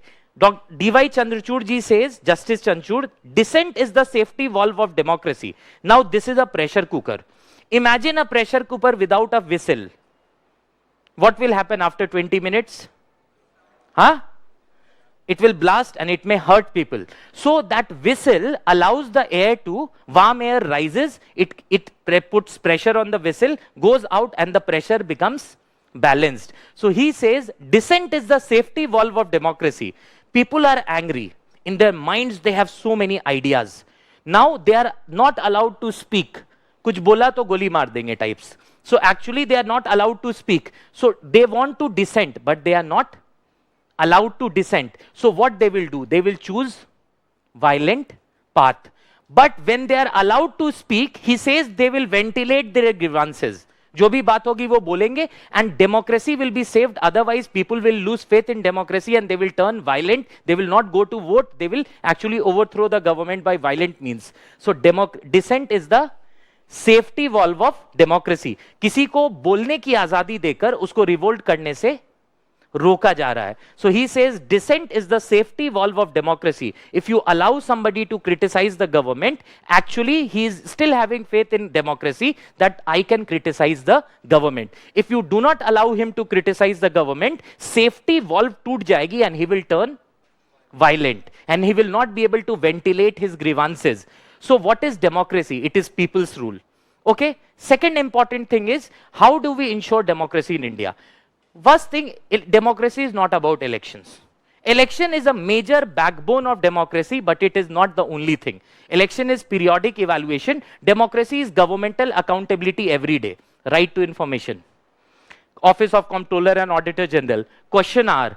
Every ways in which government is held accountable for the people and the spirit of constitutionalism is restored. Now in India, we have democratic ways. There are multiple challenges through which democracy can be promoted. Rule of law is also one of them. It is not rule of men. It is rule of law. Actually, and rule of law mein important component hai equality before law. That rule, there should be rule of law and law should be equal for everyone. Getting my point? So it is democracy. So sovereign, socialist. What is one provision? Ek question aaya in 2017, question number 83, one of the most controversial questions. Right to vote is a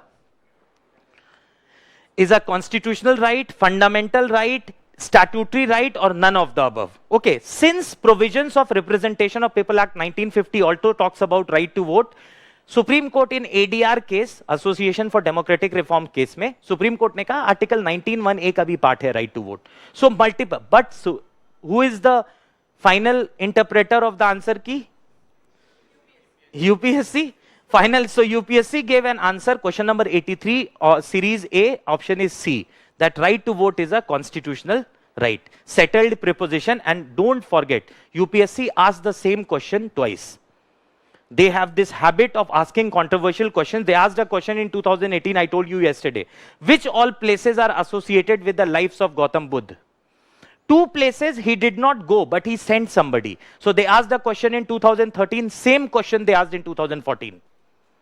And people got them wrong both the year. Okay, after the answer key was also released. So many a times I was actually I was sitting with someone in family preparing for, so I was again going through the questions yesterday. Many of the questions again I see that they ask the same question by rephrasing them. So first source should be previous year's question paper before you discuss any other thing. So democracy is people's rule. It is not about elections. It is about of government being of the people, for the people and by the people. Election is an important part but not an end in itself. So government should always be accountable, and in India rule of law is also an important component of democracy. Now what are the institutions that promote democracy? Okay, one most important institution, free press. Actually, the power should be with the people. How the power should be with the people? When the government is restricted. Who restricts the government? Dekhiye. Actually, it is the press which highlights the flaws, fallacies and the discrepancies of the government. So what is necessary, pertinent for, why Saudi Arabia is not a democracy? Javed Akhtar in his farewell speech from Raj Sabha, he said 3 or 4 beautiful lines. He said, after India, the next democracy is at Mediterranean coast. And he was actually right. And then he said, governments are there in every country. But in a democratic country, there is government as well as opposition. In a democratic country, there is government. Government is in Saudi Arabia also. But you cannot give a religious sermon without approval by the state religious department. Whatever sermon is given in mosque also has to be approved by the state. So there is absolute curtailment on freedom of speech and expression. And China, you know, I told you na that day. So what China, did I tell you about? Huh? That bird nest stadium. So what they did, so you know what is the level of, so from India, the next freedom of speech and expression is in Mediterranean coast. Beach mein, you don't have concept. So in all these countries, you do not have. So what is that one organization which functions as the 4th pillar of state promoting democracy? It is the press, and right to press is a fundamental right under Article 19(1)(a, not explicit but implicit. Ye Supreme Court कहता है Bennett Coleman case में. that freedom of press is an important part of freedom of speech and expression. So do we practice democracy in India? One, एक छोटा सा incident भी share करता हूँ. Okay, when we were in college years back, during the month of August, there was a dispute. Half of the students wanted the fans to be functional, half of the students wanted it to be in switched off mode. Okay, so one of our Bengali professors came. Okay, he was an intellectual person, I respect him. He said, and then suddenly that immature mind immediately said, ki, sir, it is democracy and the views of the majority shall prevail. Whatever the majority says, and the majority boys were like, fan hona chahiye. Okay. Then he, for half an hour, he understood, he was a scholar, he said, ki, if the views of majority will only prevail, then it is not democracy, it is majoritarianism. In democracy, it is exactly opposite. You ask the views of the last man also. The tool that you use to achieve democracy may be first past the post system, which is majoritarian at times, maybe STVPR, single transferable vote proportional representation, which is more equity based. Tools that you use to achieve democracy may be majoritarian, but democracy is truly egalitarian in nature, where you take the views of even the last person. So you must do away with the concept that democracy is only about elections. It is much more than that. And Article 326 of the Constitution says every citizen of India who is 18 years and above, subject to other disqualification on the grounds of non-residence, mental illness, corrupt practices, is having constitutional right to vote. And the Union Public Service Commission says that right to vote is a constitutional right as per its answer key. So debate is ending there. Every year they will ask one or the two questions where they'll say that the bottle is half empty and half full. You go and download answer key of 2020.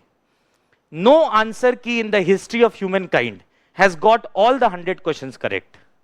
There are deviations from 2 to 9 because UPSC deliberately asks one or two questions which they keep it confusing. And what is the cutoff? 92.77, which is less than 50%. So you should not debate, sitting 5 scholars and debate overnight that question number 33 mein kuch scope nikal sakta. UPSC is not listening to that debate.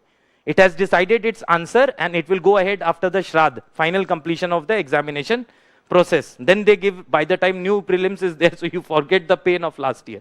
Okay, so whatever, don't give trap into these ki is question mein kya hoga, and then meeting will be called, some scholar will come, he will give sermon, and Mephistopheles, Lucifer. Okay, so don't worry about that, right? Democracy. Okay, democracy. Democracy means people's rule. People's rule.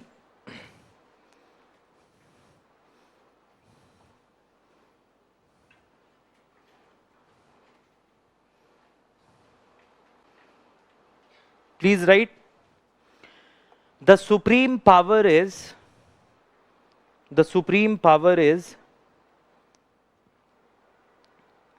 given to the people.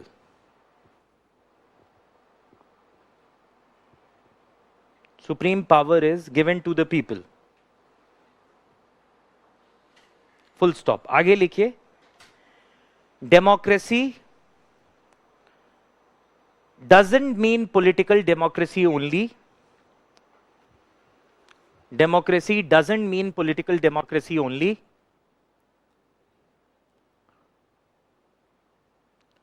Democracy doesn't mean political. ये अंबेडकर जी ने कहा था. Democracy is not political democracy but also social and economic democracy. Please write political democracy only but social and economic democracy.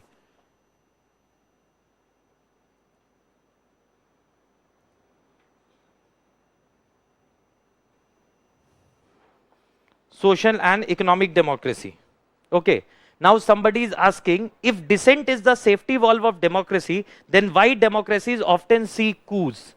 Coup. Okay. So please ask Justice Chanchud. He has said, na? I just explained.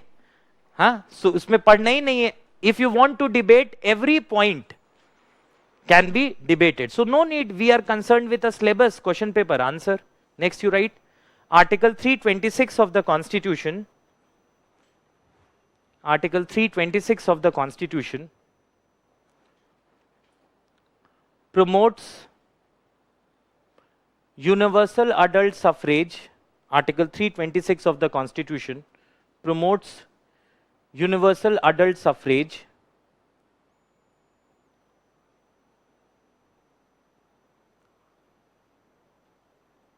that is right to vote.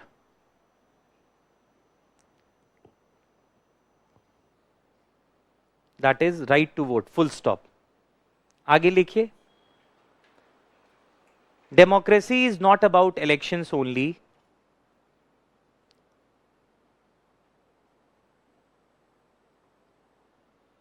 Democracy is not about elections only, but it is about freedom of speech and expression,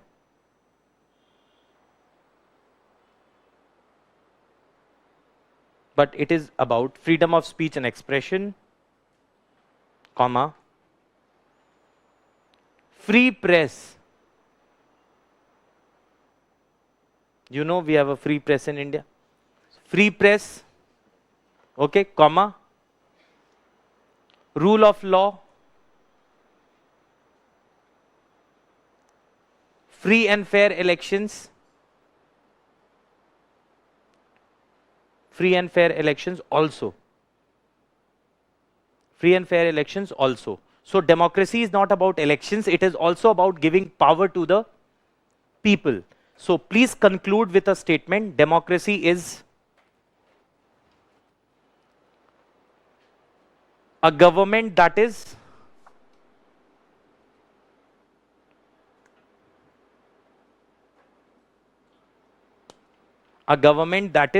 of the people, for the people, and by the people. Okay. Full stop. ठीक है? We are going absolutely slow. We should have started article. कोई बात नहीं. We'll manage later. अभी थोड़ा basic चलेगा. ठीक है? Now you have what is sovereign, socialist, secular, democratic के बाद republic. Okay. So who is the head of state in India? बचपन से सुने head of the state. He is the chief commander of defense forces. Article 52 of the Constitution is one line article. There shall be a president of India. Okay. So who is the head of the state in India? President. कोई doubt है इसमें? Who is head of the state in USA? Queen. हाँ? हाँ. Queen. Okay, that is why I asked US. I knew few people had UK coming and UPSC will do this. Who is India's biggest trading partner? USA, China, धीरे से EU लिख देगा और नीचे कुछ. And you will fight USA, China, EU. So UPSC will then smile. Okay. So actually they enjoy asking basic questions. What is the length, east-west boundary of India? Very, so many, some questions you will laugh like anything. So I wanted to bring those compilation of 50 questions which were actually no questions at all. UPSC was already only checking कि examination hall में the person has not panicked or not. Then you will be able to answer those 4 or 5 questions. अच्छा मुझसे, and then you will answer. Okay. So it is, you have to be very cool, smiling and be happy. That will actually, without a shadow of doubt, improve your performance. Without a shadow of doubt. So in prelims state, in mains you will be chilling out, somebody will write more words. Actually now they have done good. They provide you fixed, for past 5 years they are providing fixed, what you call answer script. You have to write within that time space limit. Otherwise people used to panic others. Sir, sheet. So if like, मुझे तो कुछ आता ही नहीं है. Getting my point. So now they have done justice. उसी में जितना लिखना है लिखिए. Okay. So like there are few people who will take one sheet. Sir, I need another, and they will tie to actually panic the rest. Okay. Marks 48. Okay. So anyways, that's a different story. So republic. Okay. So republic actually has three connotation. As per political science, republic has three connotation. First, head of the state is an elected person. This is a very common thing, but I'll explain you how. Who is head of the state in United Kingdom? Queen. She is queen. She is the head of the state in United Kingdom. She is the queen of UK by virtue of belonging to a particular family. So she actually is not elected. So India mein who is the president? President, Honorable President of India, Ramnath Kovind ji, he is actually elected. So in India we have an elected president. एक छोटा सा concept हमेशा miss हो जाता है. One small concept is missed. I will show you. Okay. We can take another. When I use this pen and I ask for an opinion, what should be the color in some batches? 42,000 colors come, which Lamborghini offers. Okay, magenta, dark magenta with tinge of green. Okay, so I will not ask what should be the color. Okay, so he is the president. Okay. So actually, for India to stay as republic, head of the state should be an elected person. In India, when did you vote for the post of election president last time? We don't vote. So it is direct election or indirect election? Indirect election. अब एक चमत्कार देखते हैं. So for India to stay republic, there should be, president should be an elected person, either direct or indirect. ठीक है? He should be indirect also or direct, but there should be an election. Okay, then India will remain as a republic. This is just one feature. Who votes in the election of president? First you have members of parliament of, just a second, Lok Sabha. Member of parliament, there is a Lok Sabha, at least you know this. I know some don't know, no problem, we'll learn that. Okay, so there is a Lok Sabha, House of People. So who votes in, all 543 members are elected. The Article 331 of the Constitution, nomination of Anglo-Indian members की प्रथा खत्म हो गई है. We have ended the culture of Anglo-Indian nomination through 104th Constitutional Amendment Act. Article 331 में अब nominated members are not there in the Lok Sabha. When they used to be there, then also they never voted. So who votes in the election of president? Members of Lok Sabha who are directly elected by Jane Austen, Jane Eyre, Christopher Columbus, Bablu, okay. Then you have Rinku. So you have, so the common citizens actually voted for Lok Sabha MP. So the chain is breaking. No. Is Lok Sabha MP indirectly elected? No. He himself is directly elected by Bablu, Rinki, Jane Austen, Christopher Columbus. Okay. Now you come here. Who votes next? Members of Raj Sabha. Members of Raj Sabha, there are 12 nominated members. Like you, Javed Akhtar, Shabana Azmi, MS Swaminathan, Sachin Tendulkar, Mary Kom, all these people, Rekha, all these people have been nominated MP at some point of time. So nominated MPs do not vote. Only the elected MPs vote. So 1 second. So elected MPs are elected by MLAs and only elected, and again elected MLAs are voted by Jane Austen, Bablu, Pinku, Rinki. So actually the chain of republicanism is, so not a single person is coming in the chain who himself is not directly elected. Raj Sabha MPs are voting, but they are voted by MLAs who actually are voted by the people. Nominated MPs are not allowed to vote. Next, who votes? MLAs of the State Legislative Assembly. Okay? MLAs of the State Legislative Assembly again are directly voted by Bablu, Pinky, Raju. Okay? So the chain of republicanism is not. You have a doubt? What doubt? Tell me.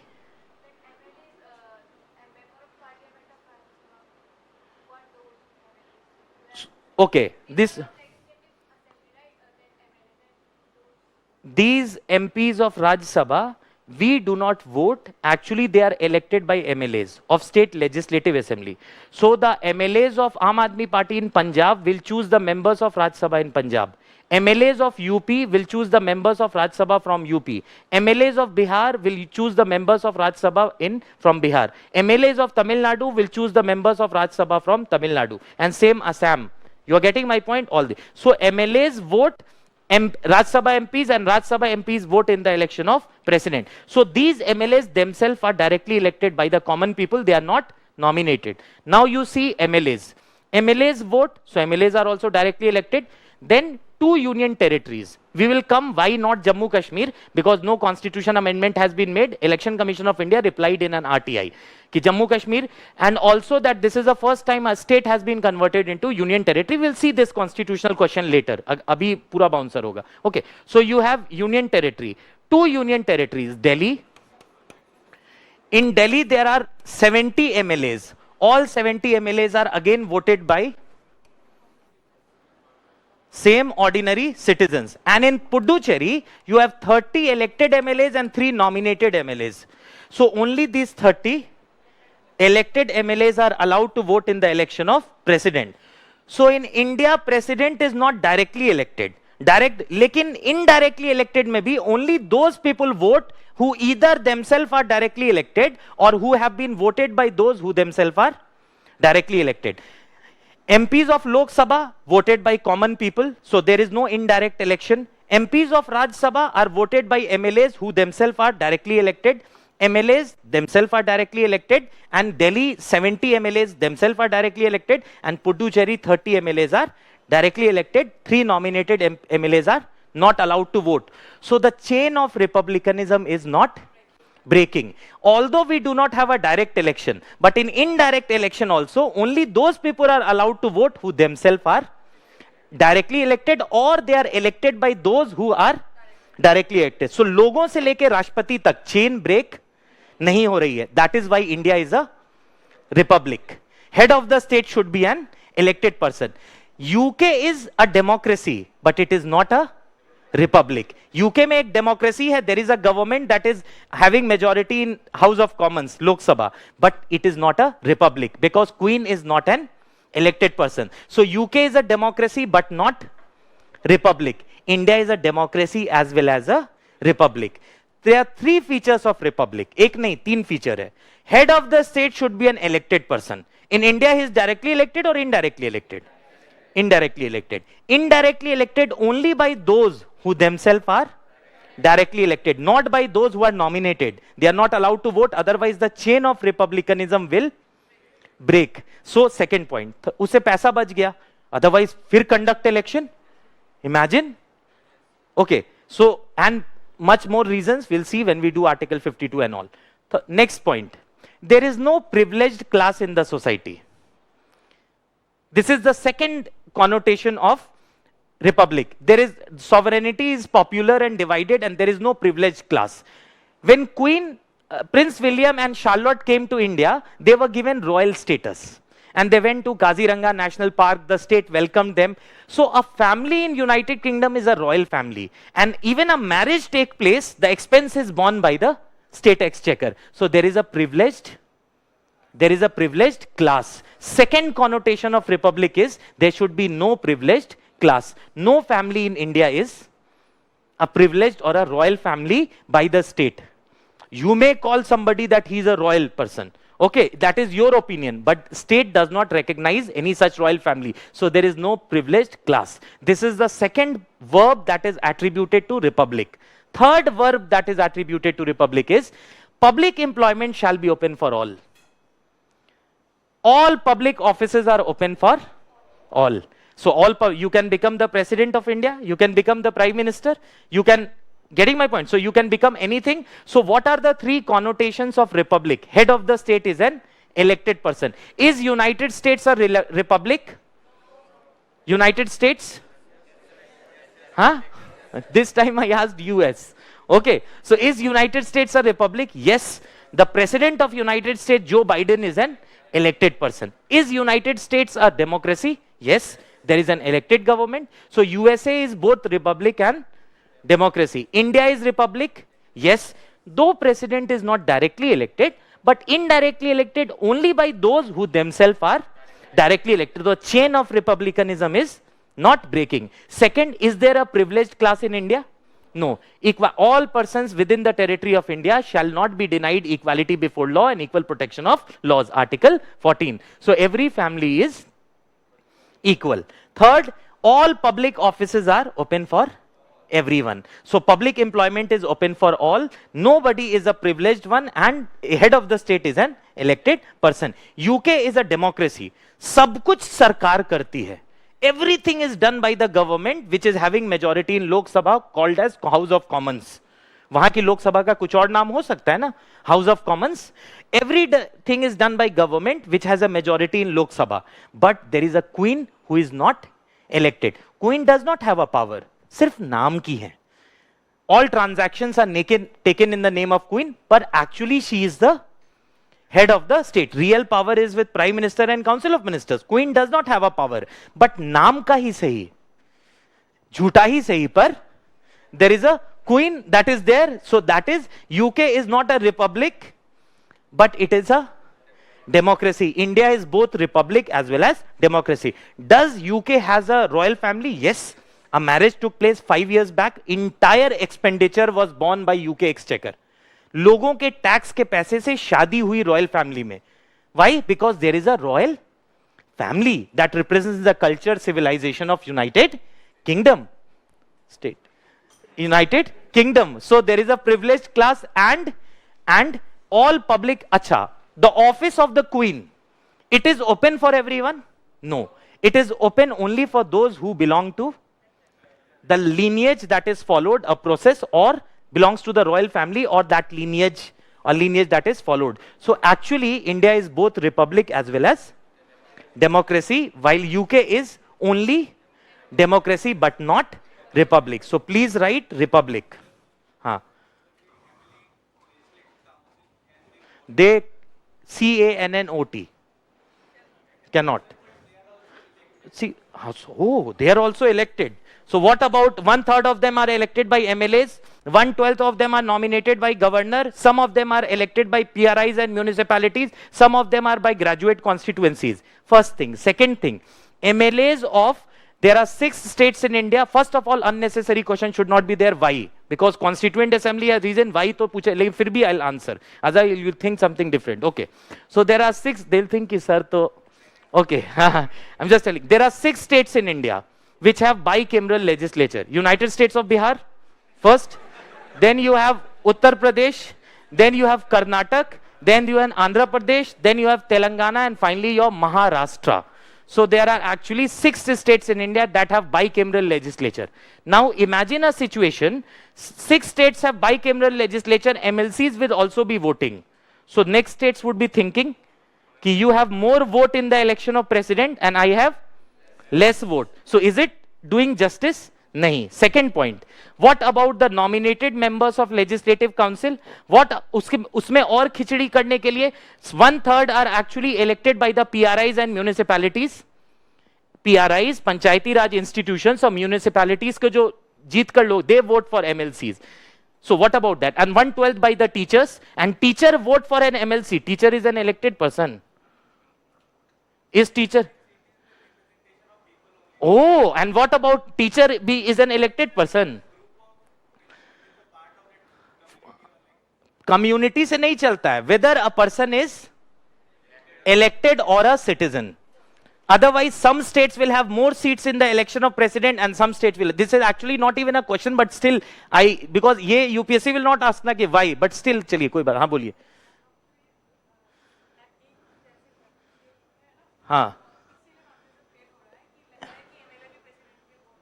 हाँ, vote कर रहा है.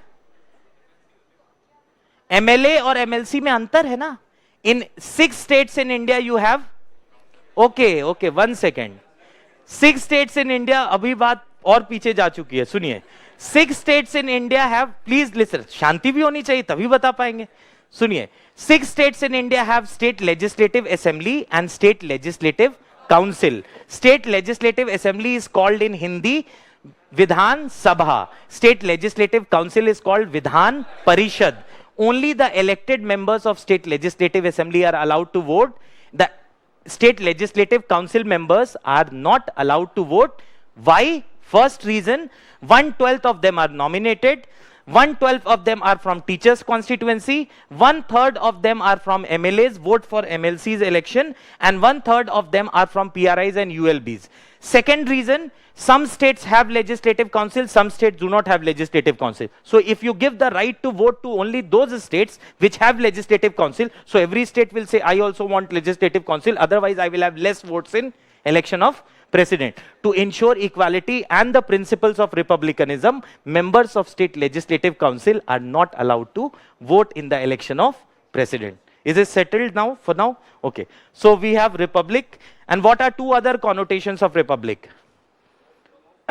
No privileged class and public offices are open for all. Please write in English now, republic. The idea of republic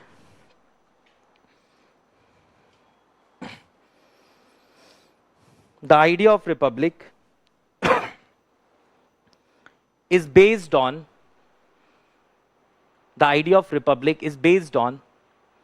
three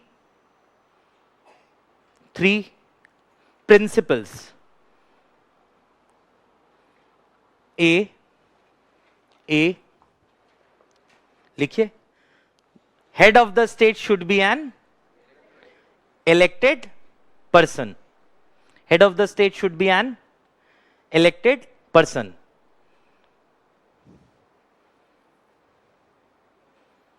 Head of the state should be an elected person. What can be right in bracket? Whether directly or indirectly. Close the bracket. Whether directly or indirectly.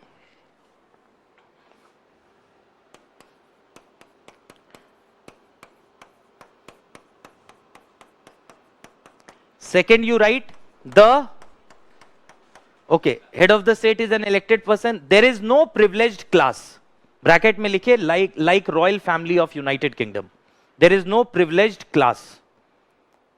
There is no privileged class. Bracket में like royal family of United Kingdom.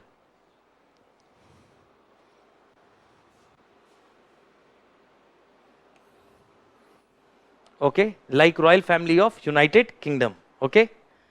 Next, all public offices are open for all. All public offices are open for all.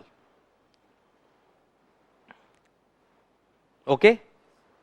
So in India, these people vote for MLA and MLA votes for president. Bablu, Pinky and Munni vote for MLA, MLA votes for MP and MP votes for president. Bablu, Pinky and Munni vote for Lok Sabha MP and Lok Sabha MP votes for president. Not a single person is involved who is actually either not directly elected or nominated members तो बीच में आते ही नहीं है. Otherwise India will no longer be republic. So you have a sovereign, socialist, secular, democratic republic. Now you write justice, social, economic and political. Justice, put a dash and write social, economic and political. Justice, social, economic and political.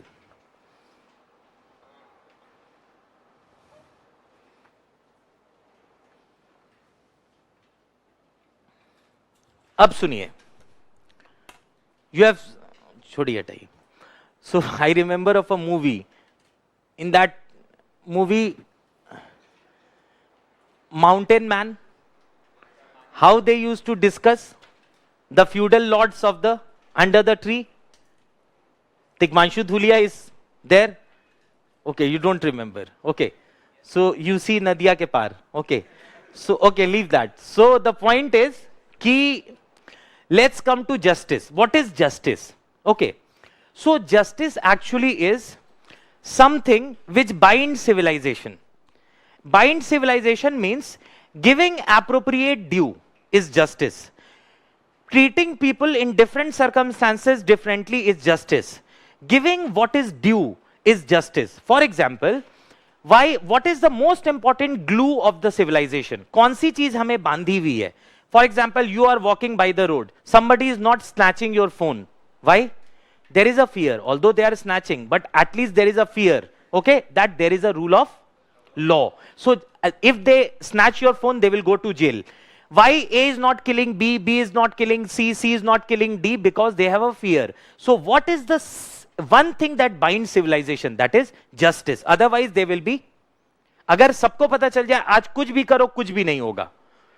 So you imagine, we will not do anything, but there are people who actually will take away eyes, okay, and play with them. Okay, so the point is, justice binds civilization. Now, justice can be of three types: social, economic, and political. Dr. Ambedkar said this exhaustively. Political democracy is a top dressing on Indian soil, which is essentially undemocratic. Dr. Ambedkar said, political democracy is a top dressing on Indian soil, which is essentially undemocratic. Then he says, social justice, political justice is incomplete without social and economic justice. Example, political justice. Everybody come here, stand in line, all of you have a right to vote. Political justice, everybody has a right to vote. The moment he comes out of the voting booth, he is given water from a distance. So untouchability is practiced. So social justice is not there. And then few people have control over the resources of the society. So economic justice is not done. So political justice so आपने दे दिया.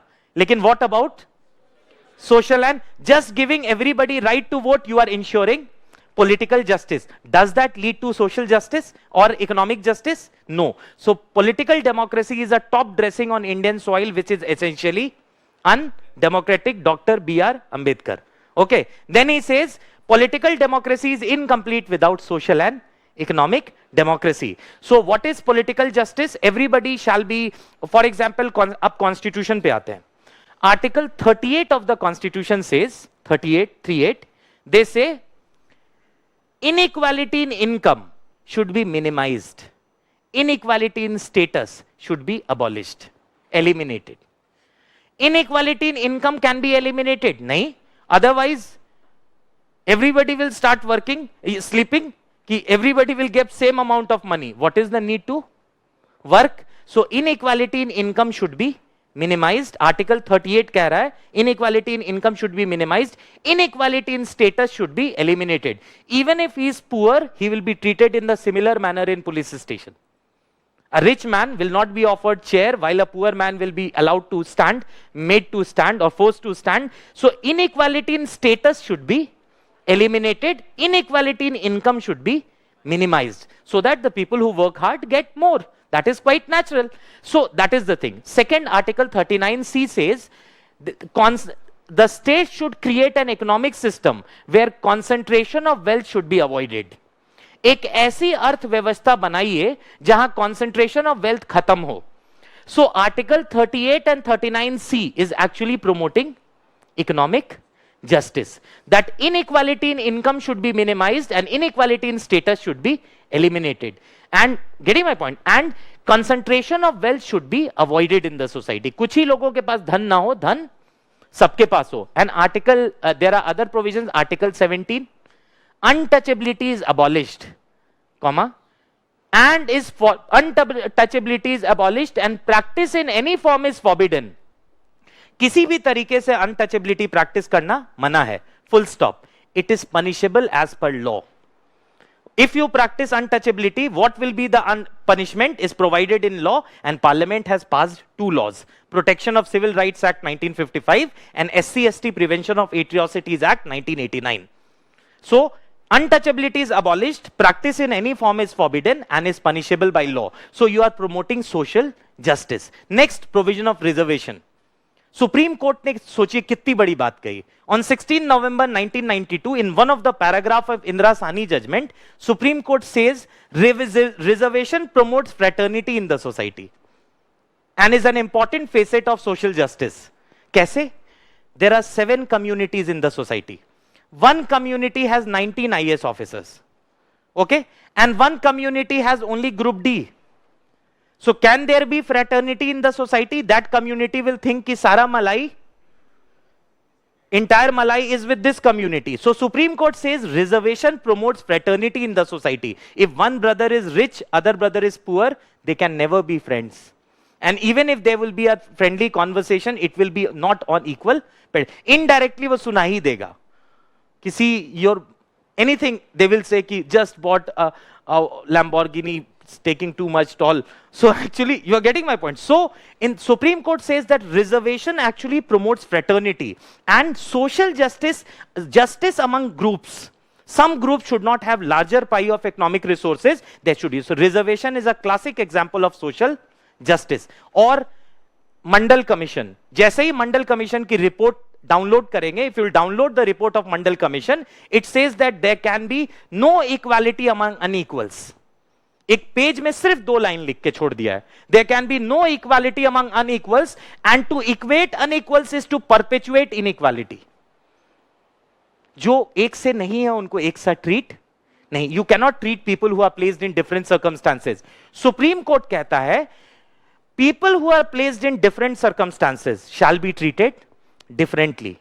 People who are placed in similar circumstances shall be treated similarly. Protective discrimination is actually a facet of equality. कोई गरीब है, किसी तरीके से poor है कोई group, if you are protecting, you are actually promoting equality. Protective discrimination is a facet of equality. People who are placed in similar circumstances shall be treated similarly. And on 16 November 1992, Indira Sahni judgment, Supreme Court said reservation promotes fraternity in the society. 7 groups. Abhi, what is Modi ji's government doing? Under Article 340 of the Constitution, third backward classes commission has been constituted. Justice G. Rohini Commission. क्या काम है? What is the mandate of G. Rohini Commission? OBC का जो 27% reservation है, 27% reservation of OBC should be declassified.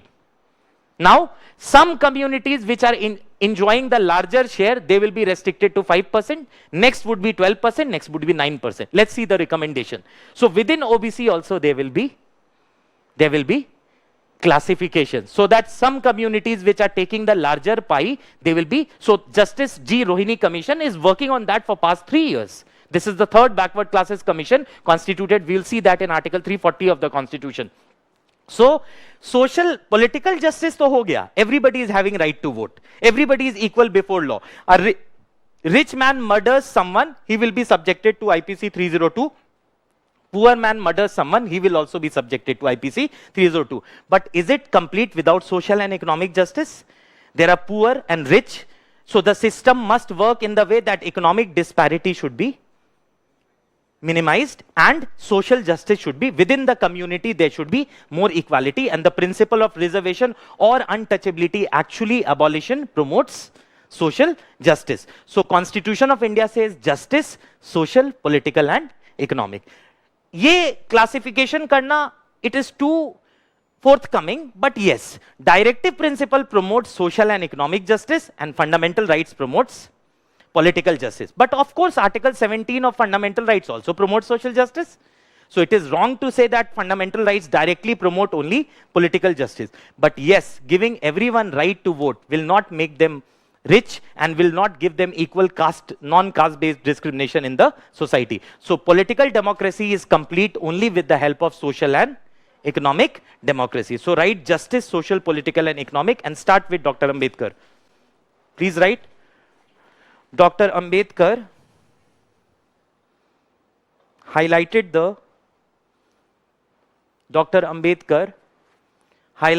trinity of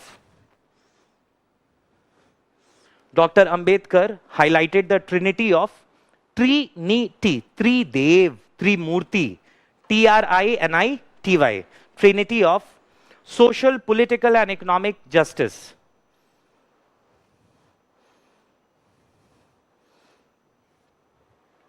Social, political and economic justice. ठीक है? Full stop. Dr. Ambedkar highlighted the trinity of social, political and economic justice. Full stop. Change the next line and write. Political justice is promoted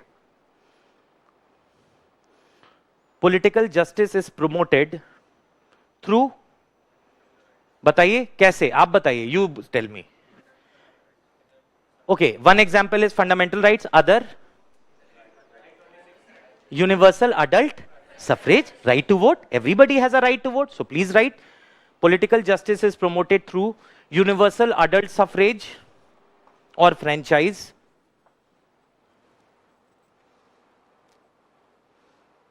universal adult suffrage और franchise, bracket में write article 326,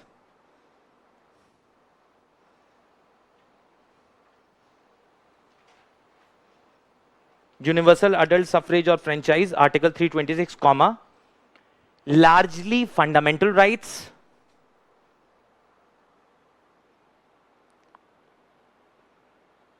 largely fundamental rights comma, एक और example दीजिए, मजा आएगा. Can we say universal application of criminal laws, political justice, अमीर हो गरीब हो मर्डर करेगा same. So please write universal application of criminal laws,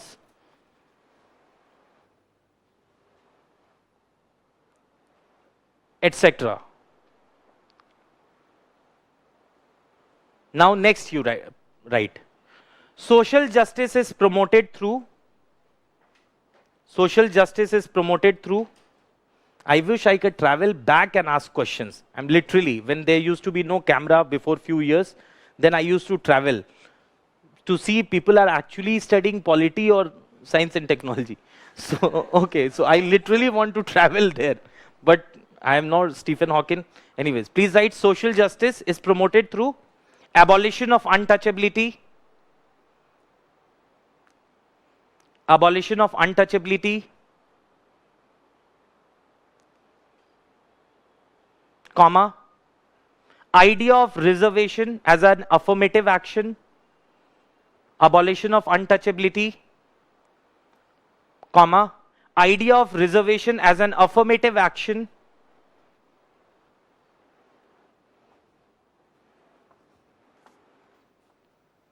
idea of reservation as an affirmative action, and the principles enshrined in, and the principles enshrined in, आप बताइए, you were asking, you asked me, yes, you were asking questions, and the principles enshrined in which part of the constitution? I expect you to answer because you have asked later chapters. Which part? Excellent. Part 4, that is directive principles of state policy. Please write principles enshrined in directive principles of state policy. Next you write economic justice is promoted by directive principles of state policy, put a full stop, then write economic justice is promoted by DPSP, economic justice is promoted by DPSP, full stop. Example, बताइए example. Inequality in income should be minimized. Please write inequality in income should be minimized. Article 38.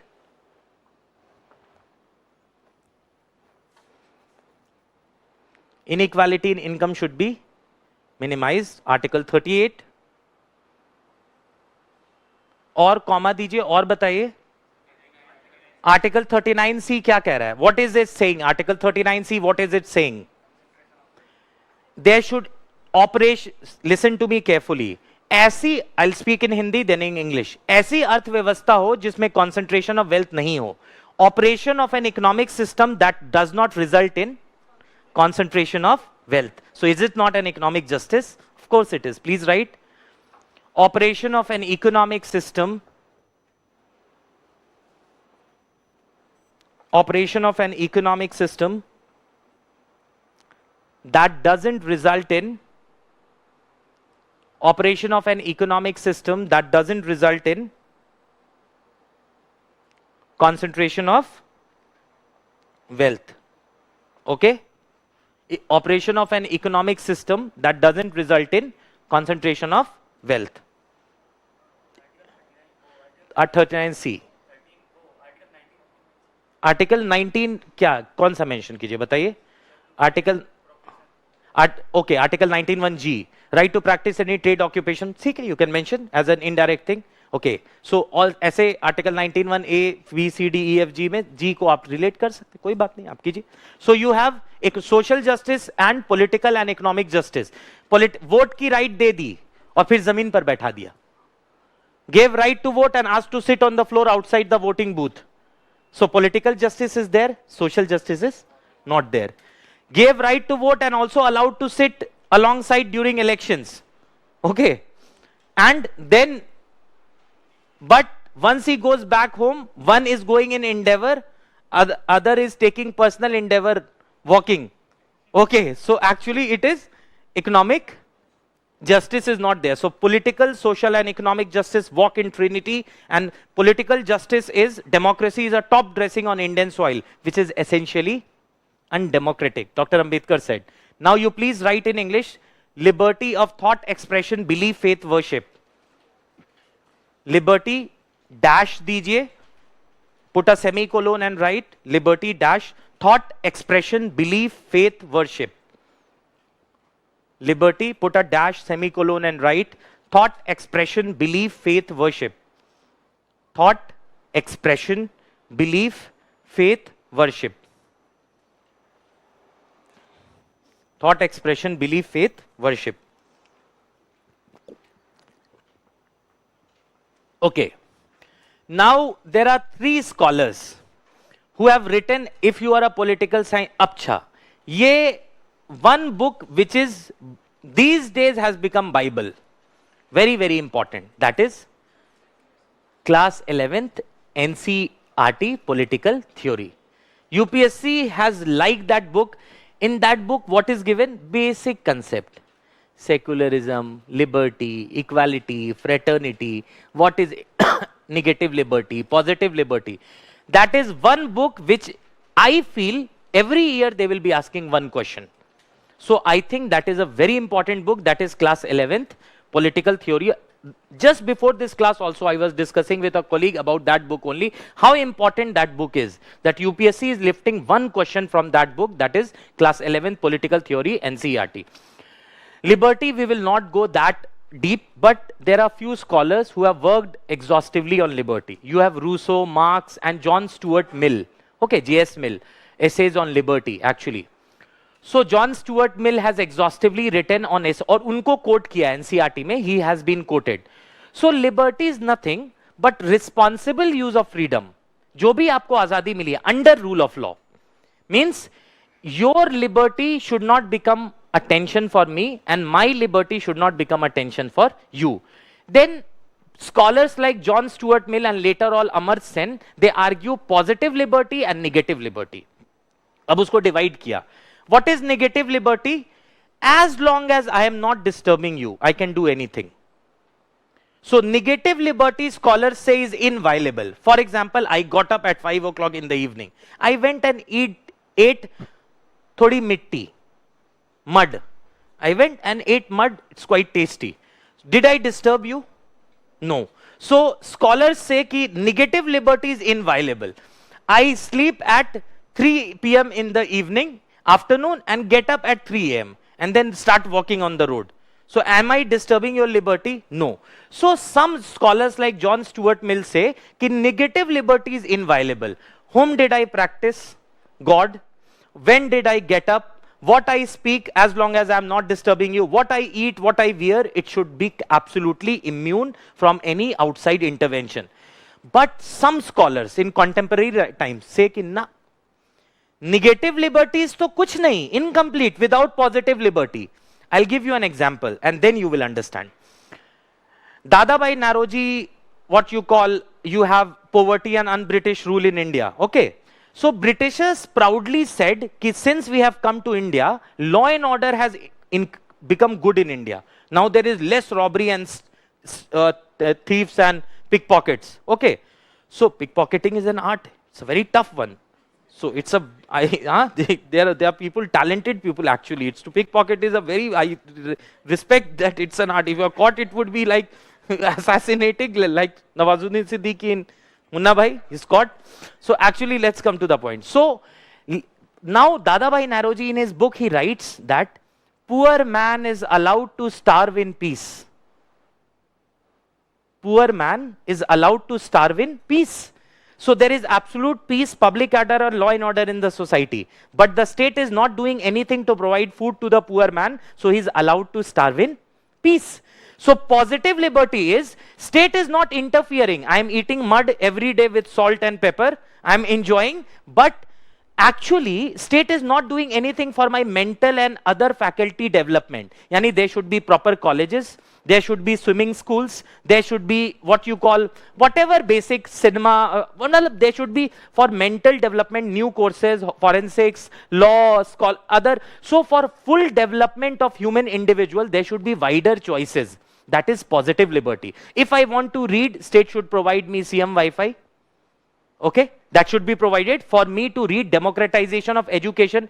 If I want to study a new branch, the state should open wide branches. So negative liberty in modern 21st century is not enough. To expand choices, you need positive liberty. Negative liberty is inviolable. Those facets of human existence where the state should absolutely not interfere whatever you are doing. John Stuart Mill says that negative liberty is inviolable. जो भी आप कर रहे हैं, आप 3 बजे उठ रहे हैं, मिट्टी खा रहे हैं, whatever you are doing, you are actually not disturbing anyone. And John Stuart Mill says that state should not interfere in negative liberty. But in positive liberty, the state should actively interfere to overall development of human individual. And that is what Amar Sen has been awarded Nobel Prize for welfare economics, that expansion of, किसी ने 11th में economics नहीं लिया था, expansion of choices. The whole study, John Nash talked about game theory, Amar Sen talked about expansion, and he got a Nobel Prize for that. Abhijit Banerjee about worked on poverty. So what is it? Expansion of choices. सिर्फ उसको जिंदा रहने मत दीजिए, उसको कुछ दीजिए जिसका उसका मानसिक विकास हो. Provide him with choices so that he can full develop his personality as a human individual. If he wants to play cricket, very good. If he wants to play golf, basketball, whatever, give him expansion of choices. So positive liberty में किसका role होता है? State should actively interfere and provide expansion of choices, while negative liberty is inviolable. And liberty is responsible use of freedom under rule of law. Gandhi ji says rights and duties go hand in hand. If everyone is conscious of his duty, rights will not be far to seek. You have a right to live in peace. I have a duty not to play music. I have a right to life. You have a duty not to kill me. Getting my point? So Gandhi ji says rights and duties go hand in hand. If everyone is conscious of his duty, rights will not be far to seek. And fundamental duties were added in 1976. But in 1969 only, in Chandra Bhagal case, Supreme Court said it is a fallacy, ये गलत है सोचना, that the Constitution of India only provides for rights but no duties.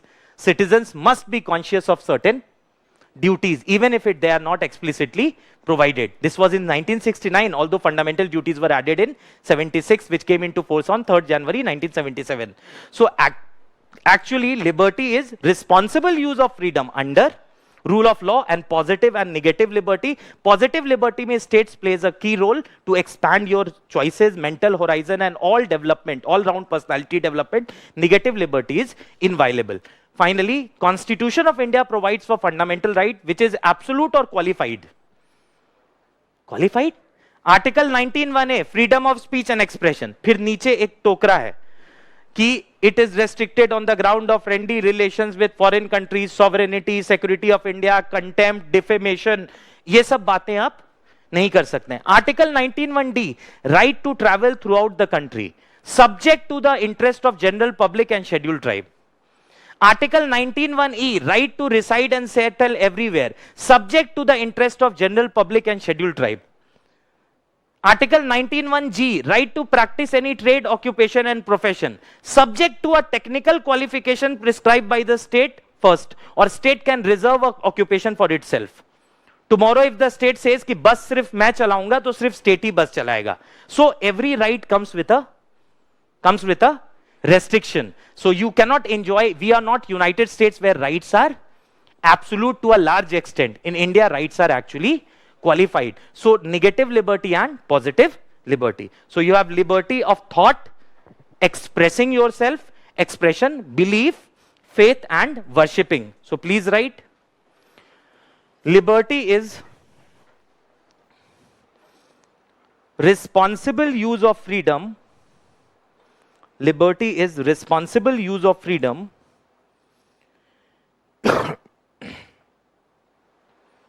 under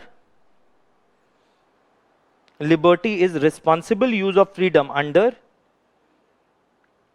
rule of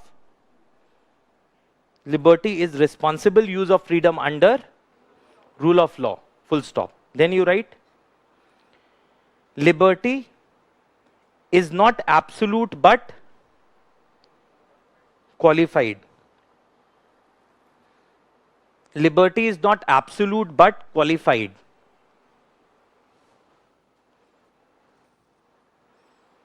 full stop. आगे लिखिए liberty is not absolute but qualified. लिखिए आगे liberty is of two dimension. Liberty is of two dimension, negative and positive. Liberty is of two dimension, negative and positive. Okay, a negative liberty. A negative liberty. Okay, can we say that negative liberty is inviolable? Negative liberty is inviolable. That is the basic instinct of human existence. मैं क्या कर रहा हूं, जब तक आपको तकलीफ नहीं पहुंचा रहा हूं, आप मुझे, as long as I'm not disturbing you, you must not. So please write negative liberty, put a dash and semicolon and write. It is that part of freedom, it is that part of freedom, negative liberty, put a dash and write, it is that part of freedom that remains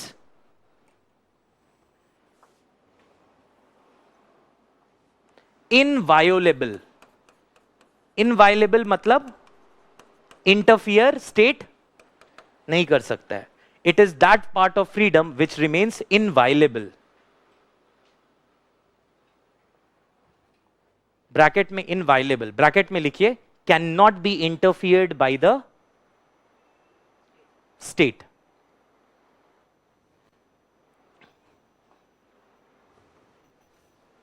Cannot be interfered by the state. Next point लिखिए in positive liberty,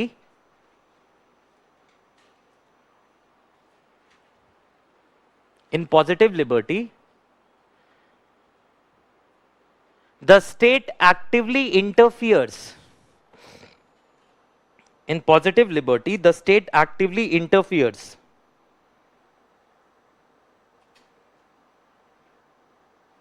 In positive liberty, the state actively interferes to, state actively interferes to, आप बताइए, मैं नहीं बोल रहा. To, जोर से बोलिए, थोड़ा तेजी. So to expand choices, please write. Amartya Sen रोज कहते हैं, every morning he says to expand choices for free and full development of, expand choices for free and full development of human, for free and full development of human individual, full stop. Okay, so we have liberty of thought expression, belief, faith. What's एक बस और करेंगे. Equality of status and opportunity. Please write equality of status and opportunity.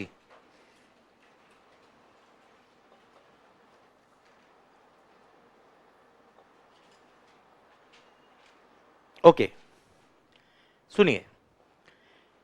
A race is started from equality of status and opportunity. Put a dash and semicolon. Okay. A race is started from Delhi to Guwahati. Okay. Car से एक race हुई Delhi to Guwahati. some people started from Tinsukia in Assam. Okay, some people started from Patna in United States of Bihar. Okay, some people started from Lucknow and one person started from Delhi. Who will reach first? Delhi wala? Tinsukia. So don't you think that the race is not equal until everybody has an equal opportunity. Somebody, can you just imagine the level of inequality access to education? So you are, I'm just saying, don't mind, but the point is ki so much of, I mean everything is like feeded. Technology, internet, democratization, knowledge, you say it happens like, okay. So, and there are people who don't have access to information, they don't have actually anything. They have to find time to actually study.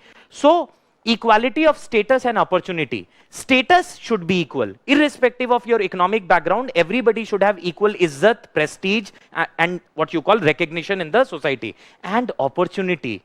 If somebody is starting race from Delhi, other person is starting race from Tinsukia, so actually has a serious edge. So to bridge that gap, you have the provision of reservation, which is actually an affirmative action. So equal, everybody should be given equal opportunity to access the, everybody is born or develop, does not develop that talent, but they must be given an opportunity to develop that talent.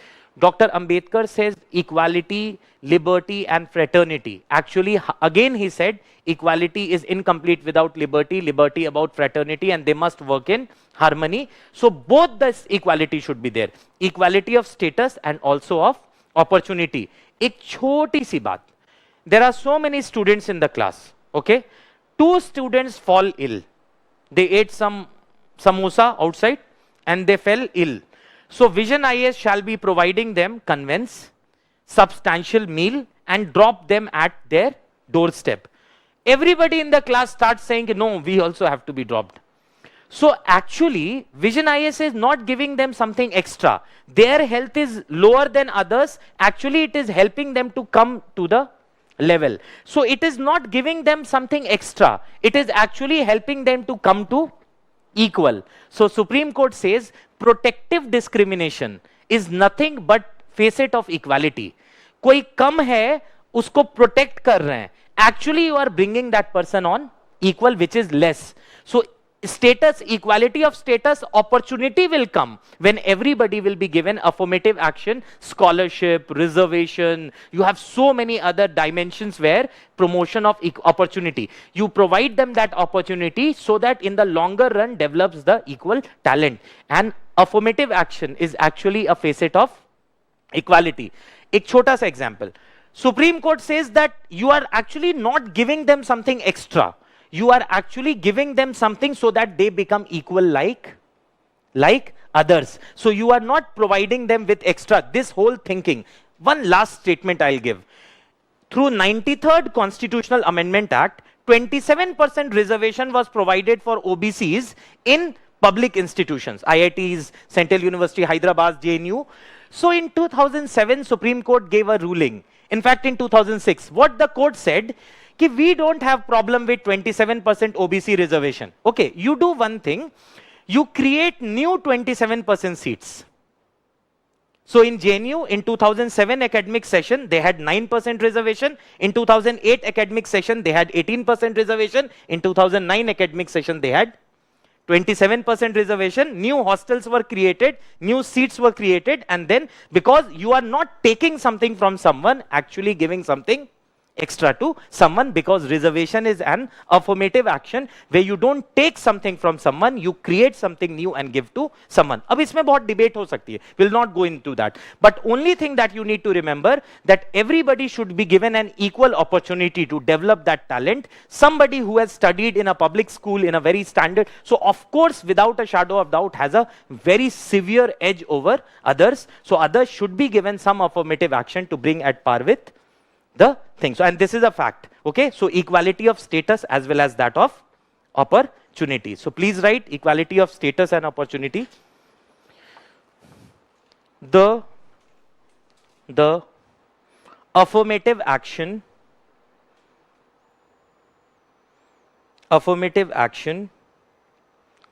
like reservation, scholarship, the affirmative action like reservation, scholarship, comma, reservation, scholarship, other special provisions promote the reservation scholarship, other special provisions, promote the, ये लिख पा, preambular, preambular, promote the preambular, अच्छा लिख, preambular goal of, okay, I'll take your question also, don't worry. Promote the preambular goal of, लिखे, preambular यानी preamble के अंदर का गोल, preambular goal of equality of opportunity.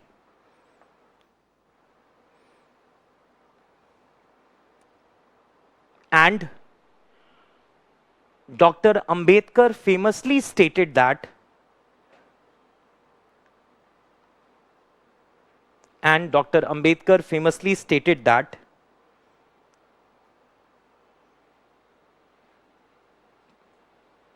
preambular goal of equality of opportunity, and Dr. Ambedkar famously stated that liberty, equality and fraternity, liberty, equality and fraternity,